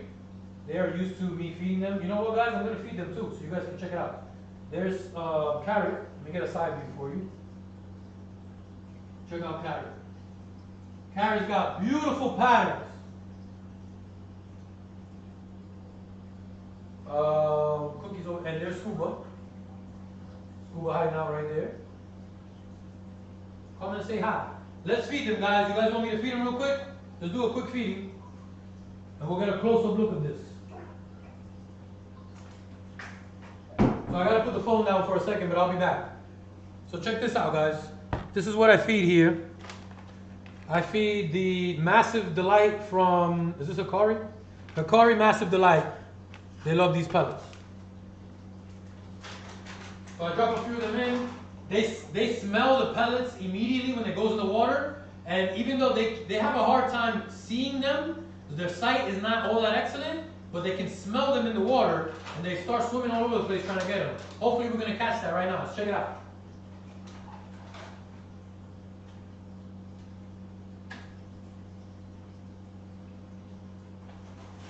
Three, four, I put about 5 or 6 pellets. 3, 4, 5. I like to spread them out so they land periodically. 6. All right? 6 pellets in there. Let me grab the camera so we can get a close-up, guys. Interactive live stream here, baby. So here comes Scuba. He's going after one right now. Check him out. Watch when he gets there. There, he's on it. Here comes Cookie. See, she smells it already. Bang. Saw that? I love it. Carrot takes some more time usually to come get a pellet because she's not in love with the pellets. But Cookie grabbed another one. Oh, she grabbed all of them. She got like 4 of them in one shot. Well, Scuba got one. Carrot didn't get any. So you see, I gotta pay attention. Oh, am I on the wrong camera, guys? Oh no, did you miss that? Why is this rotating, bro? I'm on the wrong camera, guys. I hope you guys saw that. I'm looking at it here and you guys weren't seeing it. Damn. Well, the Cookie and Scuba got some pellets and Carrot didn't. But check the 3 of them out right there. Looking good. All right, we're back here. I hit the wrong button. I wanted to show you guys when they were eating, and it looked cool because they jumped on it, and I had the wrong camera on. Well, that was a foobar. Who knows what foobar is?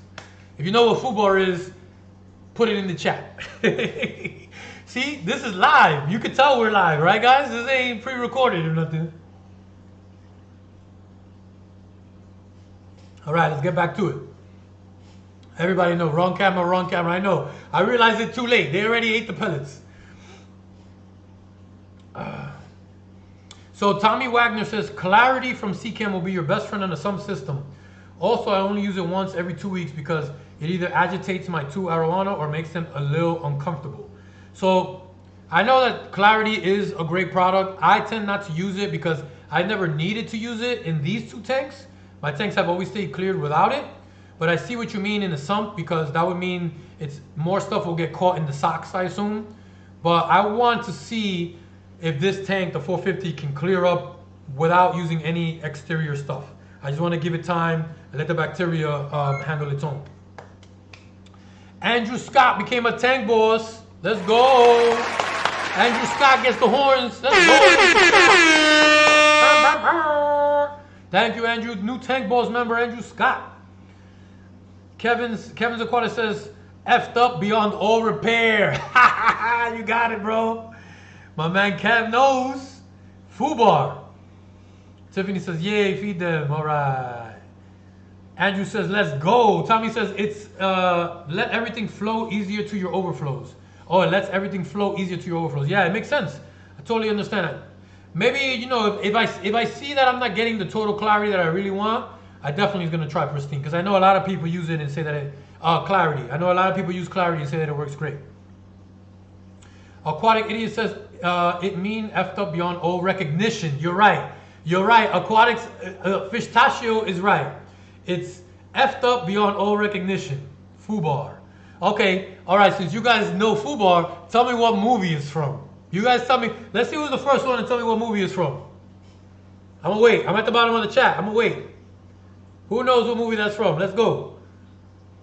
Tiffany's still with the wrong cam. I must be really backed up. Or Tiffany's not watching live, that's why. Tiffany, get live. Full Metal Jacket? No, Blake. Saving Private Ryan? No. Unless I'm wrong. Stop putting your hand in his mouth? What? TV show with Arnold? No. Saving Private Ryan? No. Come on, guys. Jarhead? No. Nobody knows this? Nobody knows where Fubar came from? The first one? How old is everybody here? No, it's not Jarhead, bro. Halls of Montezuma? Apocalypse Now? No. A lot, but it was on the HBO? No. Come on, guys. I hope I'm not wrong, because I think I know. Nope, it's not Black Hawk Down. Wait, could I be wrong? Real Dog Fan Nation. Tango and Cash. Tango and Cash is where Fubar came from. Tell me if I'm wrong, guys. That's where I remember Fubar first ever being used. Tango and Cash. My man Real Dog Fan got that. Tell me if I'm wrong. You guys tell me. I don't know. Because I got a lot of answers here. I thought everybody was going to know it. Terminal Lance. Aliens? No. Okay, let's get back to it. Lupercio Martinez. Lupercio says, for the 450, what are the fish you're going to put in then, and when? Felt anxious to see new fish. So next week, bro, once I'm hoping that the tank clears up more next week, and I'll be putting new fish into the 450 next week with some new guys. Kev says, I know it was first used in 1989. That might be Tango and Cash. Tango and Cash is that old, bro. Let me put this away and close this up.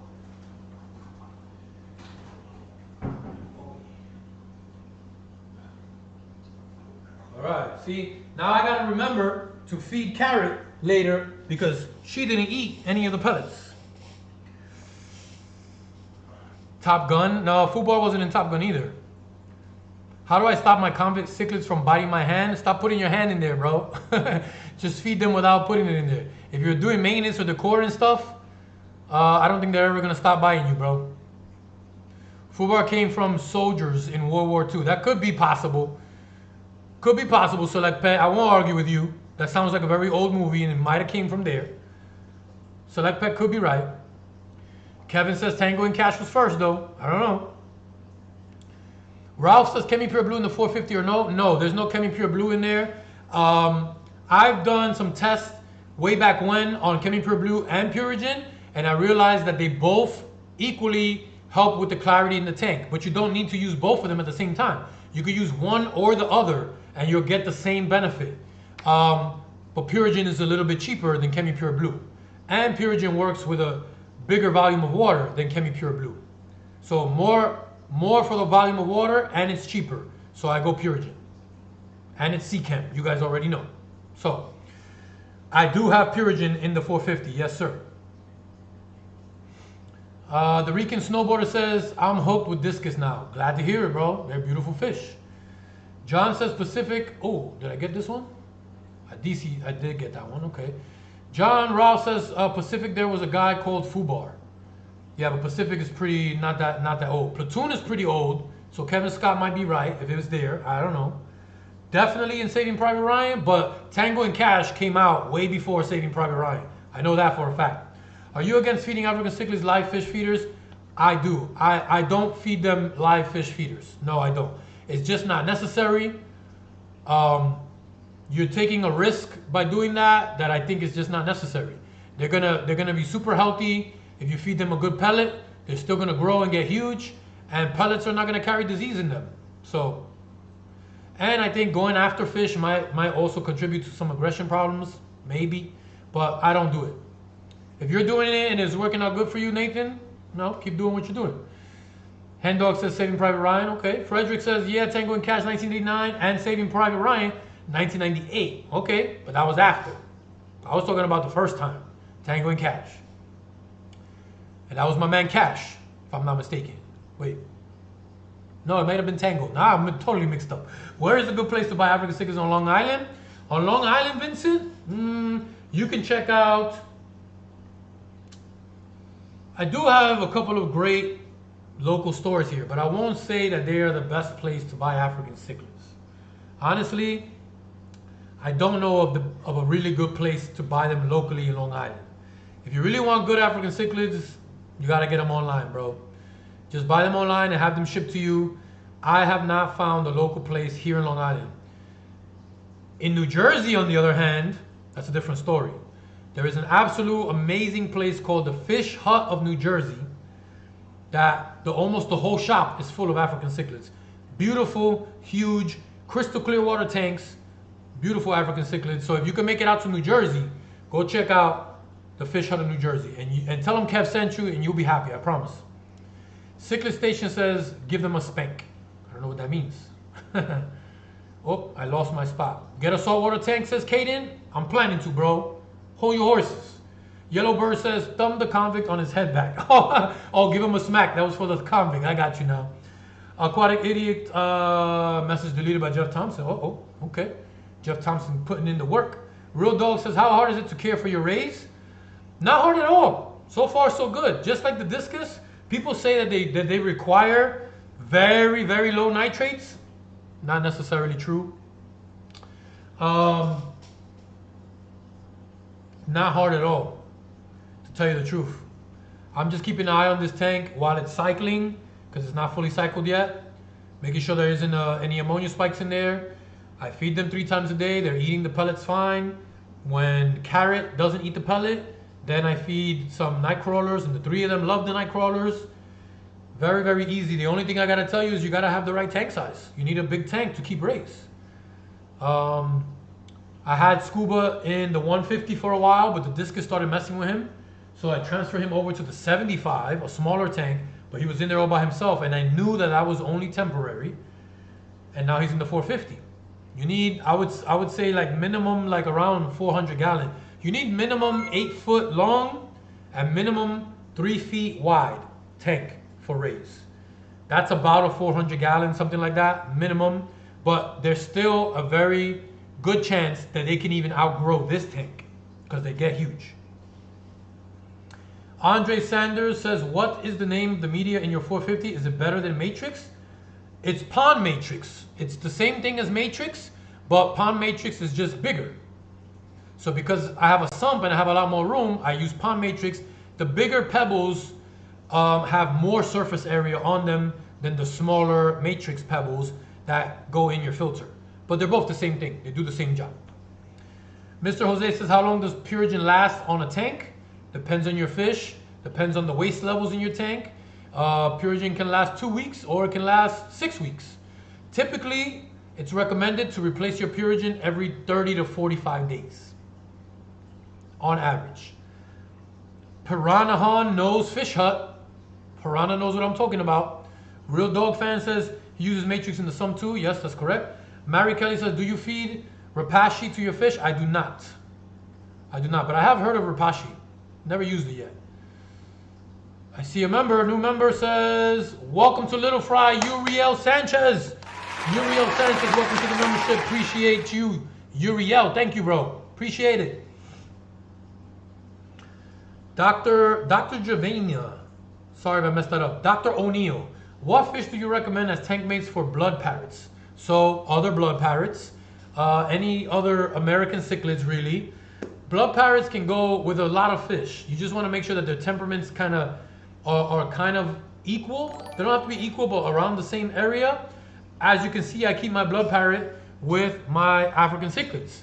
And that's because my blood parrot, Gordo, his aggression levels match theirs. And he does not let any of them push him around. Sometimes you'll see Gordo chasing them around. When he's in a bad mood, he'll go after the African cichlids that are known to be aggressive fish. But really, you just got to match his aggression levels with other fish. Typically, you want a blood parrot kept with other American cichlids. But as you can see, I've got mine in the African tank. Sometimes this works, sometimes it doesn't. But it's up to you. $50? Who is this? My man. The man. High five, bro. The mad scientist, Jeff Thompson. With a $50 super chat. Thank you, Jeff. Hey, Kev, your mods need new shirts. My man is paying me to give him some shirts. I love it, Jeff. I got you, bro. I know that sometimes these shirts, once you wash them a couple of times, they don't look that fresh anymore. But I got you. Appreciate the $50, bro. Now I have to get you guys some new shirts. And it's going to be all from my man, Jeff Thompson. What a guy. This guy's funny. Where am I? Laura? Laura says, what city do you live in? I live in New York City, but I'm out here in Long Island. I was born and raised and grew up in Queens, and I moved out to Long Island about 13, 14 years ago, something like that.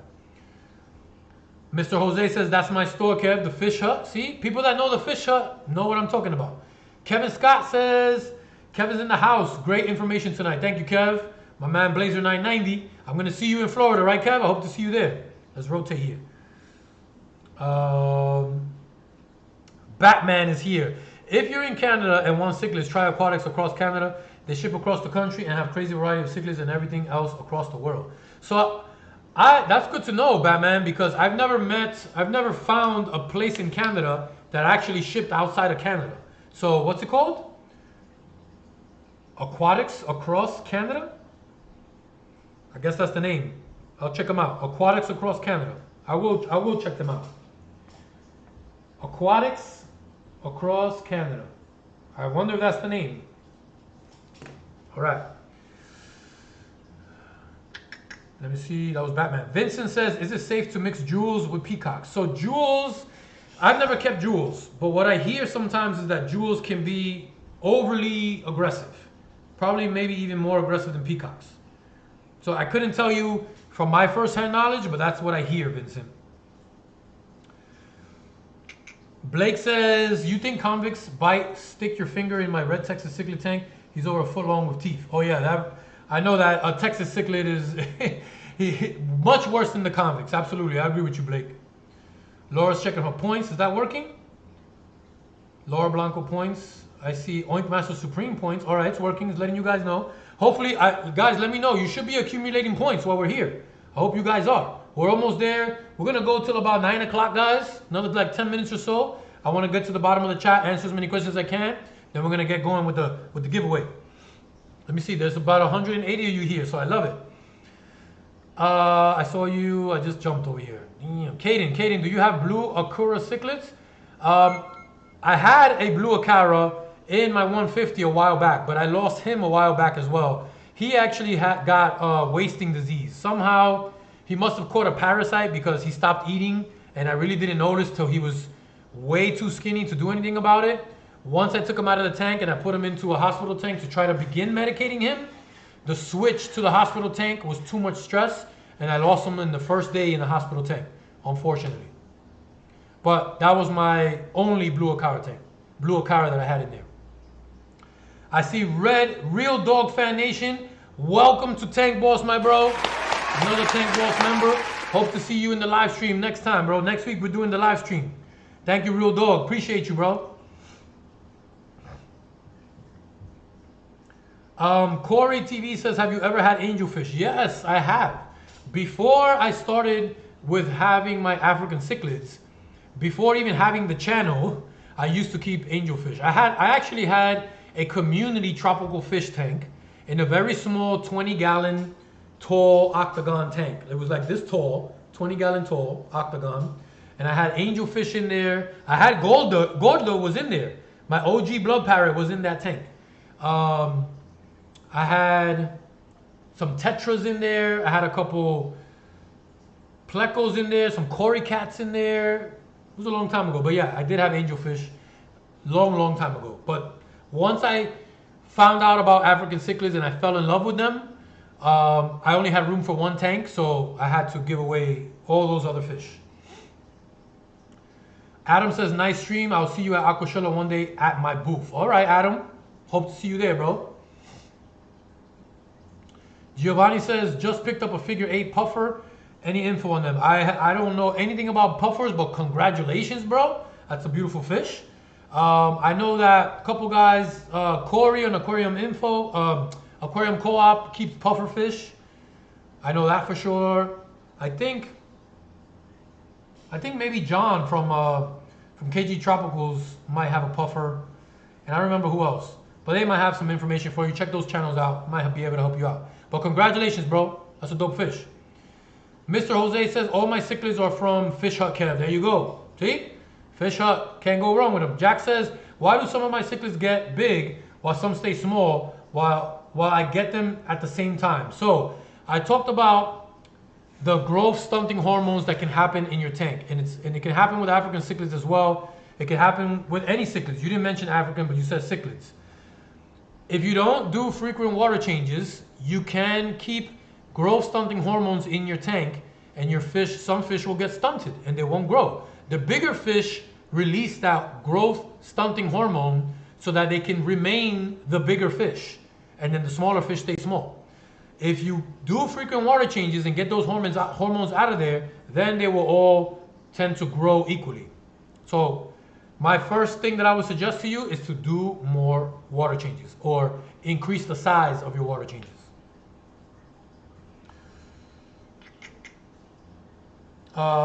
Fistachio got deleted again. What is Fistachio saying? Because Jeff is not allowing you, bro. Fistachio is originally from Long Island. Okay, cool. Corey says, I was born in Queens, New York as well. I live in Texas. Corey, my man. High five for you. Pow! Queens in the house. I love it. Blake says, Tropica is a plant seller from Canada that ships to USA. Oh, a plant seller. Oh, okay, I thought you meant that they ship fish. Wait, I don't know if that was you, Blake, that brought it up. No, that wasn't you. That was Batman. I remember that. Francis says, good morning from Malaysia. Malaysia's in the building. Welcome, Francis. Have been watching your videos as a beginner. Works really well for me. Thank you, Francis. Appreciate you watching, bro. I love it. Oh, guys, you know what I haven't shown you yet? This is not in my rotation, and I wonder why. I guess I haven't set up this camera. What's supposed to go here? Let me see if I can fix this real quick. Webcam 2? No. That one? No. Is it that one? It's that one. Should I bother fixing this? Maybe it's this one. Let me try to see if I can fix this real quick. Virtual cam. It's this one. No? All right, not gonna happen. Let's see if there's other one. I forgot all about these mixed views. See, I'm supposed to have a 4-person thing here, but this camera is not working. Why is that not working? Inquiring minds want to know. Pro. EOS. Should be this one, no? There it is. Hey, fixed it on the fly. So we got a 4-way view here, guys. Check it out. I forgot I even had this view. We could hang out here for a little bit. Let me see where I'm at. Somebody just became a member. Did I see that right? SWB became a tank boss. Let's go. Appreciate you, SWB. Thank you. We'll see you in the next live stream. Edgar, it's not iMerch, it's exclamation point merch. Edgar, exclamation point merch. Funktologist, about a month ago, my tank crashed and I've been battling the cycle. I then developed ick or I can never say this word right. Estilius. Estilius? I know what it is though. And I'm so confused as it acts like ick, yet looks like Estilius, but ick treatment is working. So, if you're not aware of functologists, the treatment for ick and the other one is two different things. Ick, you want to raise the temperature, the other one you don't. So, if you're saying that the ick treatment is working, you probably have ick. So just, if you think it's working, continue what you're doing with the ick treatment. Because if it's the other one and you're doing ick treatment, you're going to have problems. Andrew Scott says, Tank Boss is everywhere. That's right. I love it. I love it. Tank Boss is everywhere. Let's do it. Woo-hoo. Aquatic Idiot says, I'm saying anything wrong. I was trying to give you more information about my question I asked earlier. Okay. Sorry, I don't know. New York City, Staten Island in the building. Welcome, Mr. Jose from Staten Island. Corey says, nice. Krill with a question mark. What's the question, Krill? Nathan Box says, I'm from Kentucky. Love the channel. Thank you, Nathan. Appreciate you watching from Kentucky. Real Dog Fan Nation. Nice views. Thank you, bro. I meant to have this earlier. I don't know. I completely forgot about it.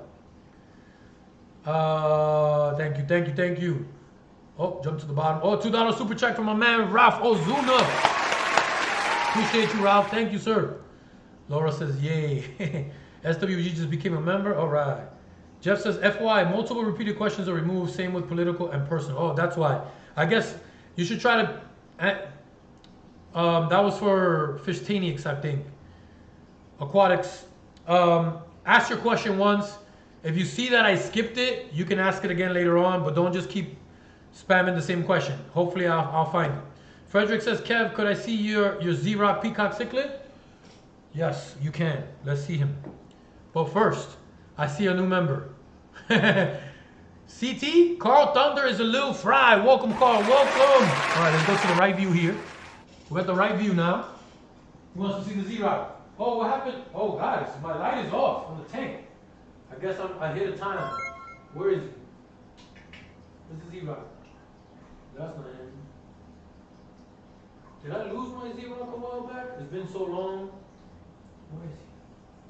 I'm sure you got, am I on the right camera? Yes. Do I not see him?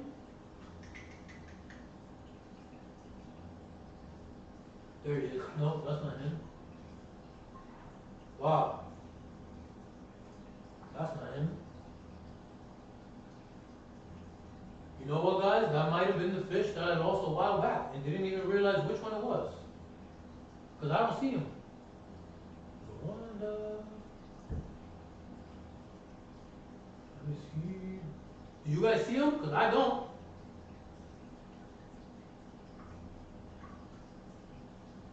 Well, that might have been the fish that I lost a while back. And I didn't even know it. So, unfortunately, who was that? Who asked the question? Let me see where I'm at. Where was that?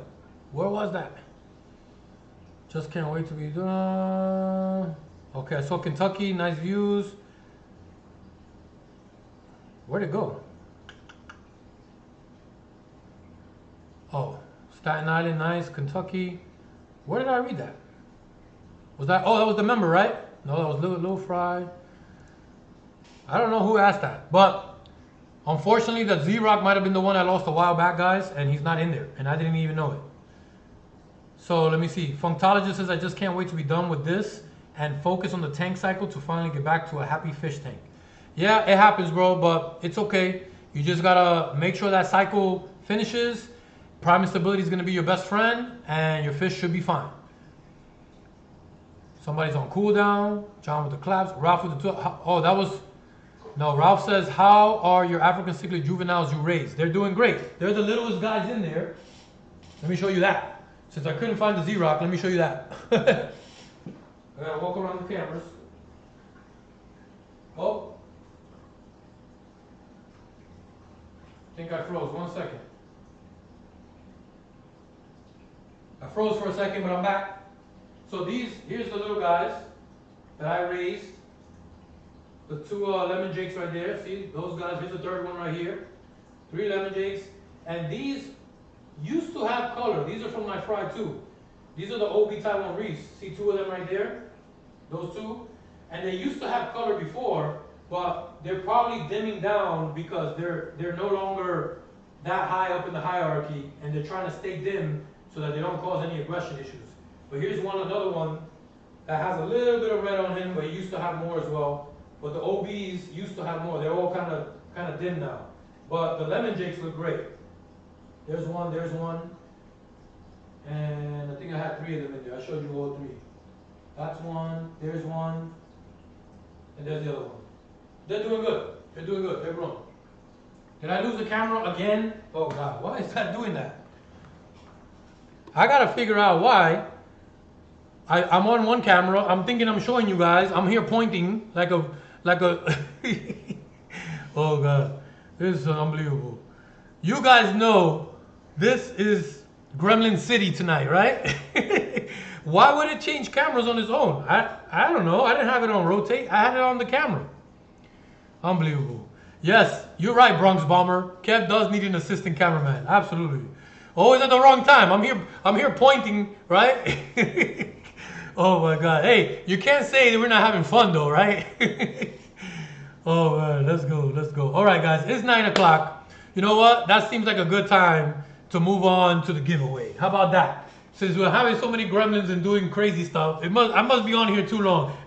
This shows that it's been way too long since my last live stream because of all these hiccups. But hey, better than frozen pictures. Right, you guys are looking at me. I'm like, there's one. Oh man. What's that? Oh, that's my puppy alarm. All right. Jules with the $5. Thank you, Jules. The camera changed. We couldn't see the view. I know, Jules. I figured it out when I walked back here and I'm looking at and I see that the wrong camera's up here. Let me show it right before we get to the giveaway. Let me try one more time. I'm gonna pay attention. Do you guys want to see the little guys? What? Oh, now I definitely lost it. Hold on. I'm still here, guys. Let me see if I can get that camera back fast. If it comes back fast, okay, it did. It came back fast. So let's try again. All right, we're on the right camera. We are on the correct camera. Let's walk with me, guys. Walk with me. All right, we're on the same camera. Here we go. I'm looking at my monitor to make sure we're on the right camera. So here they go. There's the lemon jake. There's the lemon jake. And the third, there's 2 of them right there. And the third one, there's the 3 of them right there. 1, 2, 3. 3 lemon jakes right there that were born here in the fish cave and raised. And then we have the OB Taiwan reefs. Right there's 1, 2, 3, 4. Here's another one. All those little, here's one that got the most color on it. See, he's a little blue and red. And then these other ones, they're male also because they all did show color before I put them here in the tank. So these guys have just colored down because they don't want to be at the top of the totem pole. They know they're kind of small, but they've been growing very well. They got very good size and they're catching up to everybody else. The lemon jakes especially, those 2 guys look really, really good. The third one's a little darker than the rest of them. He was the tiniest guy. I was actually kind of worried that he wouldn't make it in this tank when I put him in, but he's growing as well, just like these 2 guys. But there you go. Those are the born in the fish cave, lemon jakes, and OB Taiwan reefs. We finally got the right camera down, right? We figured it out. All right. Good stuff. I had to show you guys I could do something right? $9.99 super chat from my man. Watching your videos got me back in the hobby after 20 years. Thank you, Ruger Dude. My African cichlid tank is healthy thanks to your advice and help. Thank you, kind sir. Thank you, Ruger Dude. I appreciate you, bro. High five for you. Let me see. $50. Is that still Jeff Thompson? It is. Okay. All right, guys. Thank you, everybody. We're going to do the giveaway now. Let me see. 155 of you are still here for the giveaway. Let's do it. It's giveaway time. Now, mind you, we've had a couple gremlins here, right, guys? The sapphires. I know you like those, right, Nick? Yes, they're looking beautiful. Chipping up all the time. We have had some gremlins tonight, but the cloud bot has been working pretty good. The chat bot is working pretty good. So let's go over here, guys. For those of you that are unaware, let me see, points. This is how you guys have been accumulating your points. And now we're going to get ready to get into the raffle. And let me try to remember correctly because it has been a while. It's been a while. So I'm going to go ahead and start the giveaway. We're going to do the t-shirt first, guys. So let's go with the t-shirt. Start giveaway. Okay. Boom, boom, boom, boom. PayPal checkout. About to get it. This is all normal. So far, so good. getting your wallet, okay? It's working, it's happening. Go ahead, guys, check your points out right now. Okay, still trying to get my wallet. Come on now. Everybody checking their points. Hopefully everybody got good amount of points. We're about to do it. Come on now. Come on, PayPal. Don't see the secure PayPal browser? Click to continue. All right, seems like PayPal is taking his time to get my wallet. Stick around here, guys. 157. See, guys are coming back on now to get to the. Let me try it again. Let me close that. Let me go PayPal checkout. Load it up. Maybe it froze the first time. Come on, PayPal. All right. We got progress. Here we go. Complete the purchase. All right, looking good. Payment successfully verified. All right, here we go. The entries have started. Let me see. There we go. Streamlabs says official raffle has started for viewer. Use exclamation point raffle and then the number of how many tickets you want to enter the raffle. Each ticket for the shirt costs 50 KaveMan live points. All right, guys. So if you want to win a shirt, you got to do exclamation point raffle to get in. Good luck, everybody. I'm gonna let you know as you enter the raffle, and we'll give it about 5 minutes to give everybody a chance to get in, and then we'll go to the next and final prize. But right now we're doing the shirt. So you could do exclamation point raffle space the number of tickets that you want. So Los Angeles Cichlid just bought 4 tickets. Let's go. Let's go with the 4 tickets, baby. 4 tickets, let's go. All right, I see people entering. Let me see. Let me check the entries here. Winner status. Okay, I see entries so far. So Los Angeles Cichlids has 4. Jay Speedy has 3 tickets. Shady Grady has 1. And Davis Prince has 1. Stephanie McGittigan has 3 tickets. Diana C has 1. And Blake has 3 tickets. So you guys are entering. Is working pretty good. I love it. I love to see it working good. Let's check these angles out while we do it. Oh, $1.70. I see people are coming back for the giveaway. Okay. All right. Welcome back, everybody who wasn't here before we started the giveaway. But now you're here. It's all right. I welcome you still. Welcome back. All right. We're going to give it. Let's put a time to end when we're going to stop taking entries. I have right now 9:06. So let's say we started at 9:05, right? We're going to give it to 9:10. So we got 4 more minutes, guys. 4 more minutes for your entry. So enter now.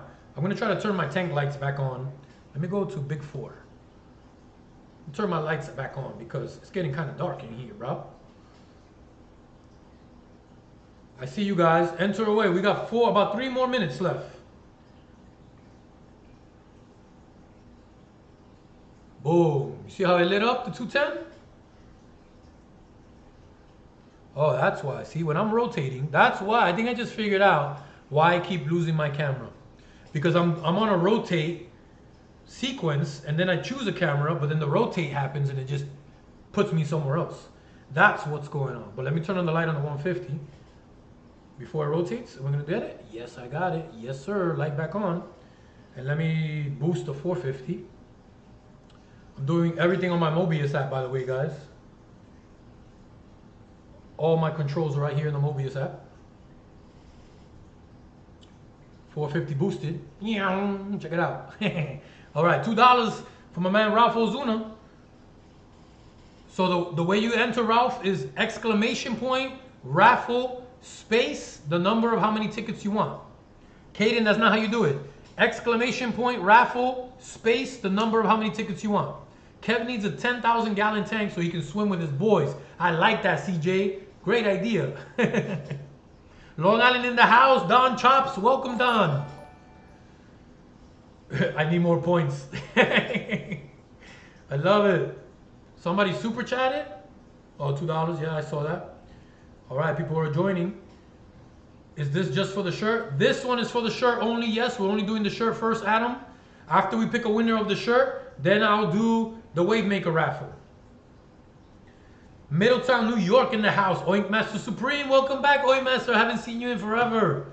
I know I haven't done a live stream in forever. That's why. I know. But welcome back, Oink Master. Glad to have you. Gordo's doing very well. Check him out over there. Let's see. The next prize is 50 points a ticket. Frederick, that's a great question. The Wavemaker is 100 points per ticket for the Wavemaker.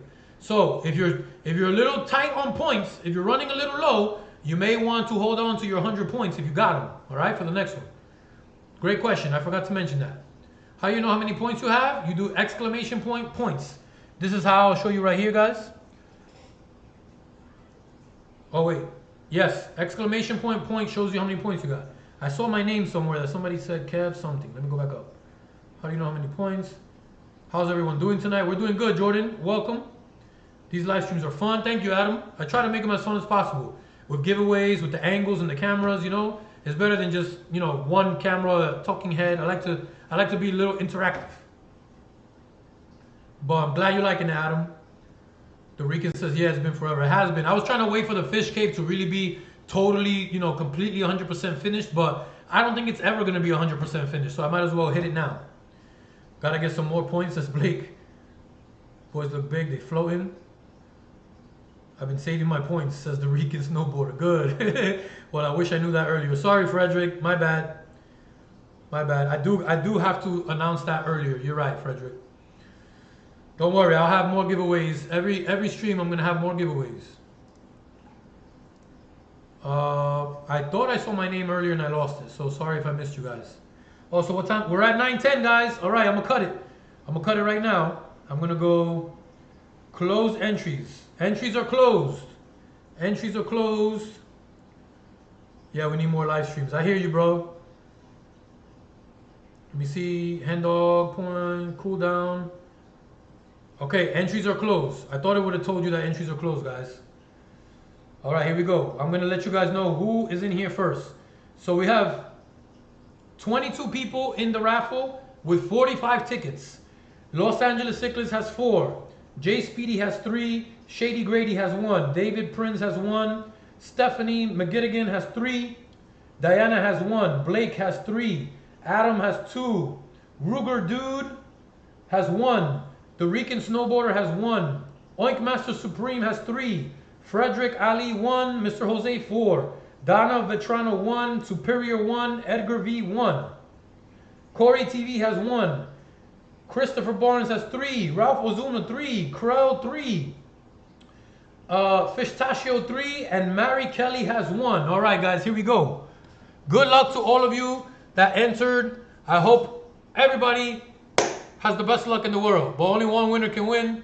But we will do this more often. I promise, guys. I'm going to try. So let's pick a winner. Here we go. And by the way, guys, when I pick the winner has to be here and click the link in the chat in order to redeem the prize. If the winner's not here anymore, we're going to pick a new winner from the same people that are already here. All right, here we go. Good luck, everybody. Good luck. Good luck. Come on. 1 ticket. Here we go. Pick a winner. Boom. Your viewer can redeem the prize. Winner picked. Los Angeles Cichlids? It says chat at Los Angeles Cichlids. Does that mean he's the winner? Your viewer can redeem their prize by going to, that's a big thing. Prize assigned to Los Angeles Cichlids. Let's go! Good job, bro. Congratulations to my man, Los Angeles Cichlids. Are you here though, bro? You have to click the link. That says right there, we have a winner. Congrats, Los Angeles Cichlids. Click this link to receive your KaveMan official tee. Let me know if you're still here, bro. Don't nobody go anywhere, because if he's not here, there's going to be another winner. And I don't see him in the chat yet. How long do we give him, guys? How long do we give him to click that link? Did he leave for McDonald's? Possibly, Frederick. Let's see. Let's give him, what do you guys say? 2 minutes? Oh, look, Jules said 2 minutes. All right. It's 9:13. We're going to give him to 9:15 and see if he's here. CJ says 90 seconds. All right, 2 minutes it is. Oh, he's here. All right, Los Angeles, go up there and click that link that's up there that announced you as the winner. Scroll up and click that link. He is still here. Let me make sure I'm clicking the link. All right, he's here. So now, let me make sure that this is all squared away, guys, before we start the next one. Because I don't want to mess anything up. He is clicking the link. All right, let me see if I can just go ahead and start the next one. Resume entries complete. I don't want to click complete yet because I'm scared that if I click complete, it might mess everything up. So Los Angeles Cichlids, let me know when you're done doing whatever it is that you need to do. Because I've never been on that side of the giveaway. I'm different here. I'll show you guys some moves. Why am I getting these notifications here? All right, we're about to start the next one. Enjoy the shirt, LA Cichlids. It's funny because let me not say it. I'll let you guys know. Jeff, can you see the irony with Los Angeles winning that? Oh, that's funny. What else am I putting in the 450? An arowana for sure. Flaco Dos is going in there. Some Discus, some Geos, maybe a new arowana, who knows? Stick around, bro. Yes, I knew you did, Jeff. All right, Los Angeles, let us know so we can start the next one, bro. Because I still got 150 people here that want that wave maker. Oh, bro, Adam, I wish I could get an Asian arowana. If I did, I probably could get one, but then you guys would never see it because I couldn't put them on YouTube. But yes, they are beautiful. Won't there be less people for a wave maker raffle if majority consumed on the first prize? Possibly superior. If everybody used up their points in the first one, it's possible they don't have points for the next one, which would mean more chances for the people that come into the next one, I guess. Somebody just bought something in the store. Let me see if it's one of you guys here and I can shout you out. Let me see. John Roth, are you here, John Roth? My man John Roth just bought 2 shirts. So John Roth, I don't know if you're here in the stream, but if you are, thank you, bro. That was cool. See, you guys I get it in real time when you buy something, John Roth. So I know in real time that you just bought. I'll show you right here. John Roth just bought those 2 shirts right there. Cool. John Roth is here. Yes, I did. All right. Appreciate you, John. All right. Let me see. Los Angeles, seems this prize isn't meant for you. If you believe it is, please contact Streamlab support. Link told me that. You know what? That happened before too, and I had to go through the whole thing. All right, don't worry, John. I'll hook you up. We'll figure it out. It happened last time to the last winner as well. So complete. Giveaway completed. Now we're gonna start. Before I start it, well, let me do this. I'm gonna start the giveaway. Giveaway started. Let me see if the chat hooked you up. T-shirt, we need moderator ones. Yes, I know, Jeff. I got you. Definitely moderator ones. Here we go. The Nero 3 Wave Maker from Aqualumination Raffle has started for viewers. To enter the raffle, each ticket costs 100 points. Go ahead and start entering, guys. Good luck to everybody. I'm going to show you the Wave Maker right here, real quick, so you guys know what it looks like.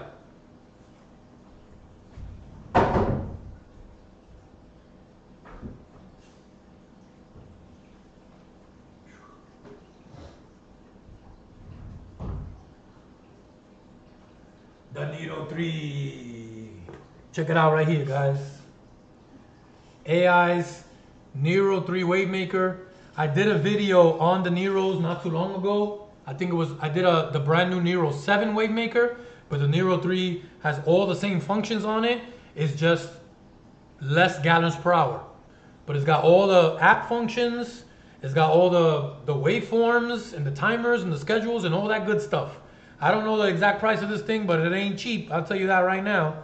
So good luck to you guys, to everybody that is going to enter this raffle right here. Let me see if the people are entering. Make sure there's no hiccups here. Okay, people are entering. All right. Let me open it up for you. Look, guys, I'm not going to open it. Check it out. The sticker is still here. You see that sticker on there? Never been opened. Brand new. Look at the sticker, guys. Brand new Nero 3 Wave Maker. Brought to you by AI. Aqualumination. Check them out. Doing great stuff. Good luck, everybody. Let's give a total of, let me see, there's 140 of you guys here, so I want to give everybody a chance to enter. I don't see a lot of people getting in there. Get a peacock bass. Yeah, right, Omar. Those are huge, right? Let me in the raffle, says Blake. Give me those points. I forgot how to join the raffle, Tiff. Tiff, exclamation point, raffle. Look at the bottom of the screen right here. Track your points in the chat with exclamation point points. But to get into the raffle, I actually should add that to the screen, right? To get into the raffle is exclamation point, raffle, space, however, the number of how many tickets you want. Points, some new commands to use. Points. Rudy with the fish. I like the fish, Rudy. Okay, so we got 9:18. I'm at 9:18. We're gonna give it about 5 minutes, guys. So we're gonna say that's 9:23. 9:23. I'm gonna close off the raffle, and it's 9:18. So we got a total of 5 minutes to give everybody time. You guys are going ham in the chat, checking those points. So guys, for those of you that are here for the first time, doing this raffle with me in this live stream, I'm gonna try to do this every time in every live stream. And let me say this right now for those that don't know, your points that you have from this live stream, they will always continue to accumulate. You do not lose your points if you don't use them in this live stream. They will continue to roll over in the next one, in the next one, in the next one.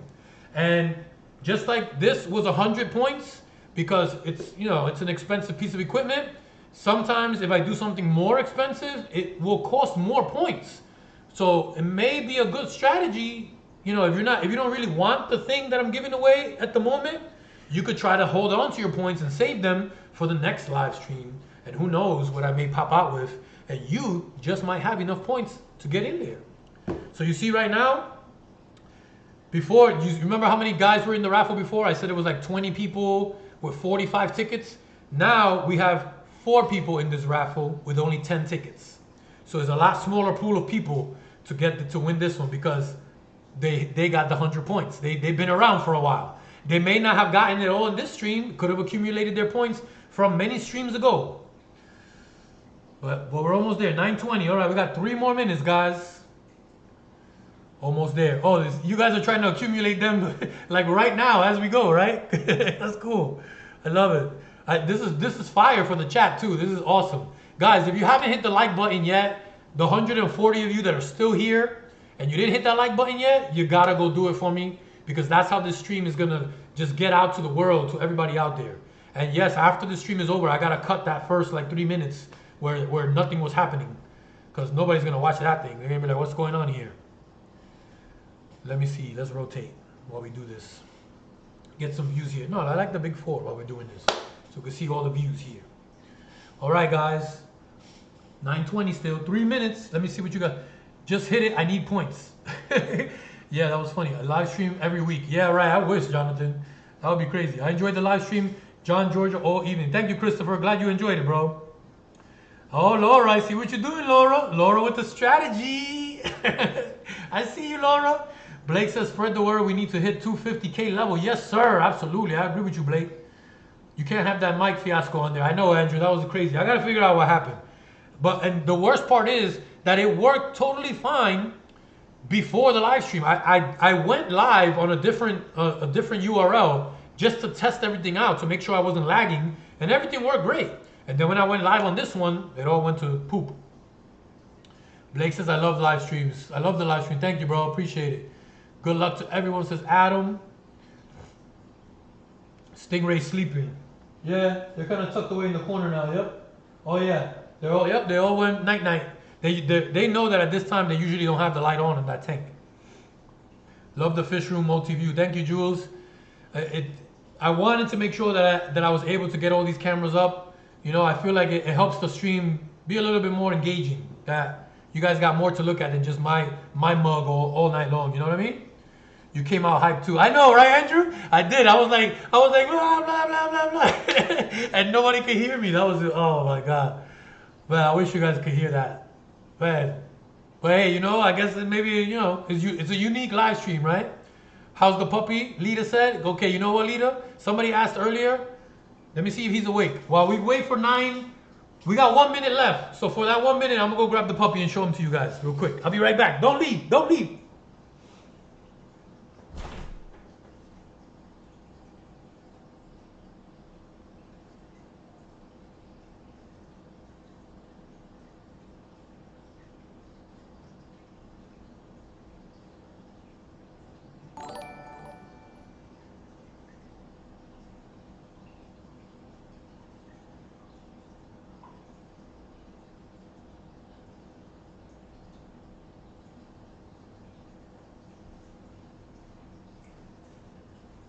Everybody say hello to my man, Rocco. Ooh, this is Cooper, guys. Check out Cooper. Oh, look at him. He's a cutie pie. He was just napping. I woke him up from his nap to come and show him to you guys. Check him out. Let me go back here. Let me move the chair. Oh. Here's my boy. New member to the family, Cooper. 2-month-old golden retriever. He's the cutest. I don't know, guys. I'm tempted to start an dog channel, but I don't really want to because that means more work for me, and I just kind of want to enjoy this guy. But he's a cuter. He's the best. 2 months old. Mwah. Go back to sleep.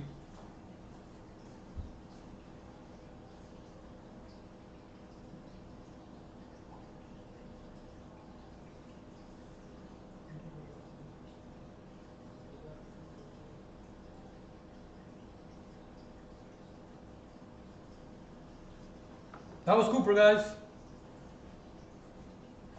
All right, I think I need to close this up. Best family dog ever, says Josh. I agree. More dogs on the channel. Looks like a very adorable polar bear. Yes, he's like a big teddy bear. Kev, do you like garfish? Yeah, I kind of do, but they get big. Do you like garfish? Yeah. Are you gonna fix them? Yes, absolutely, CJ. Absolutely. We're not trying to contribute to the amount of puppies that are out there in the world. You know what I mean? He's gonna be our lifetime family dog. We got him from a family that lives on a farm out in PA. We drove 3 hours to PA to go pick him up. They were a great family that they had about 5 kids living on a farm, and their pets, his mom and dad are their pets that live there with them on the farm. And his mom and dad had a litter. They had about 9 puppies, and he's one of the puppies from the litter. And they were selling off the puppies from the litter. They aren't a breeder or anything like that. They keep, the mom and dad are their pets in their house, and they hooked up and had a litter. So it was a great way to get a beautiful purebred puppy, without going through all those ulterior methods of using those people that do the wrong thing. You know what I mean? All right. Where in PA? I have no idea. Well, I don't even remember what it's called. I put it in my GPS and I went. It's 3 hours from here. That's where it is. Actually, you know what? Let me see. I'm going to tell you where I was just at. Let me find her name, Elizabeth. Let me find the address. I'm just going to give you the city real quick. Let me know. Denver, PA. Denver, PA? 17517 is the zip code. That's where I went. 3 hours from here. We went on a 6-hour road trip to go pick that puppy up the other day. Kev, is that an albino common pleco? Oh wait, are you actually talking about my pleco that's in there? Oh, I thought you were talking about the dog. That's, yes, an albino common pleco. Yes, absolutely, that is what he is. Yes, he's gonna get huge. Yes, he is. All right, let's go. Let's close this up. I already went over my time, so let me end this real quick.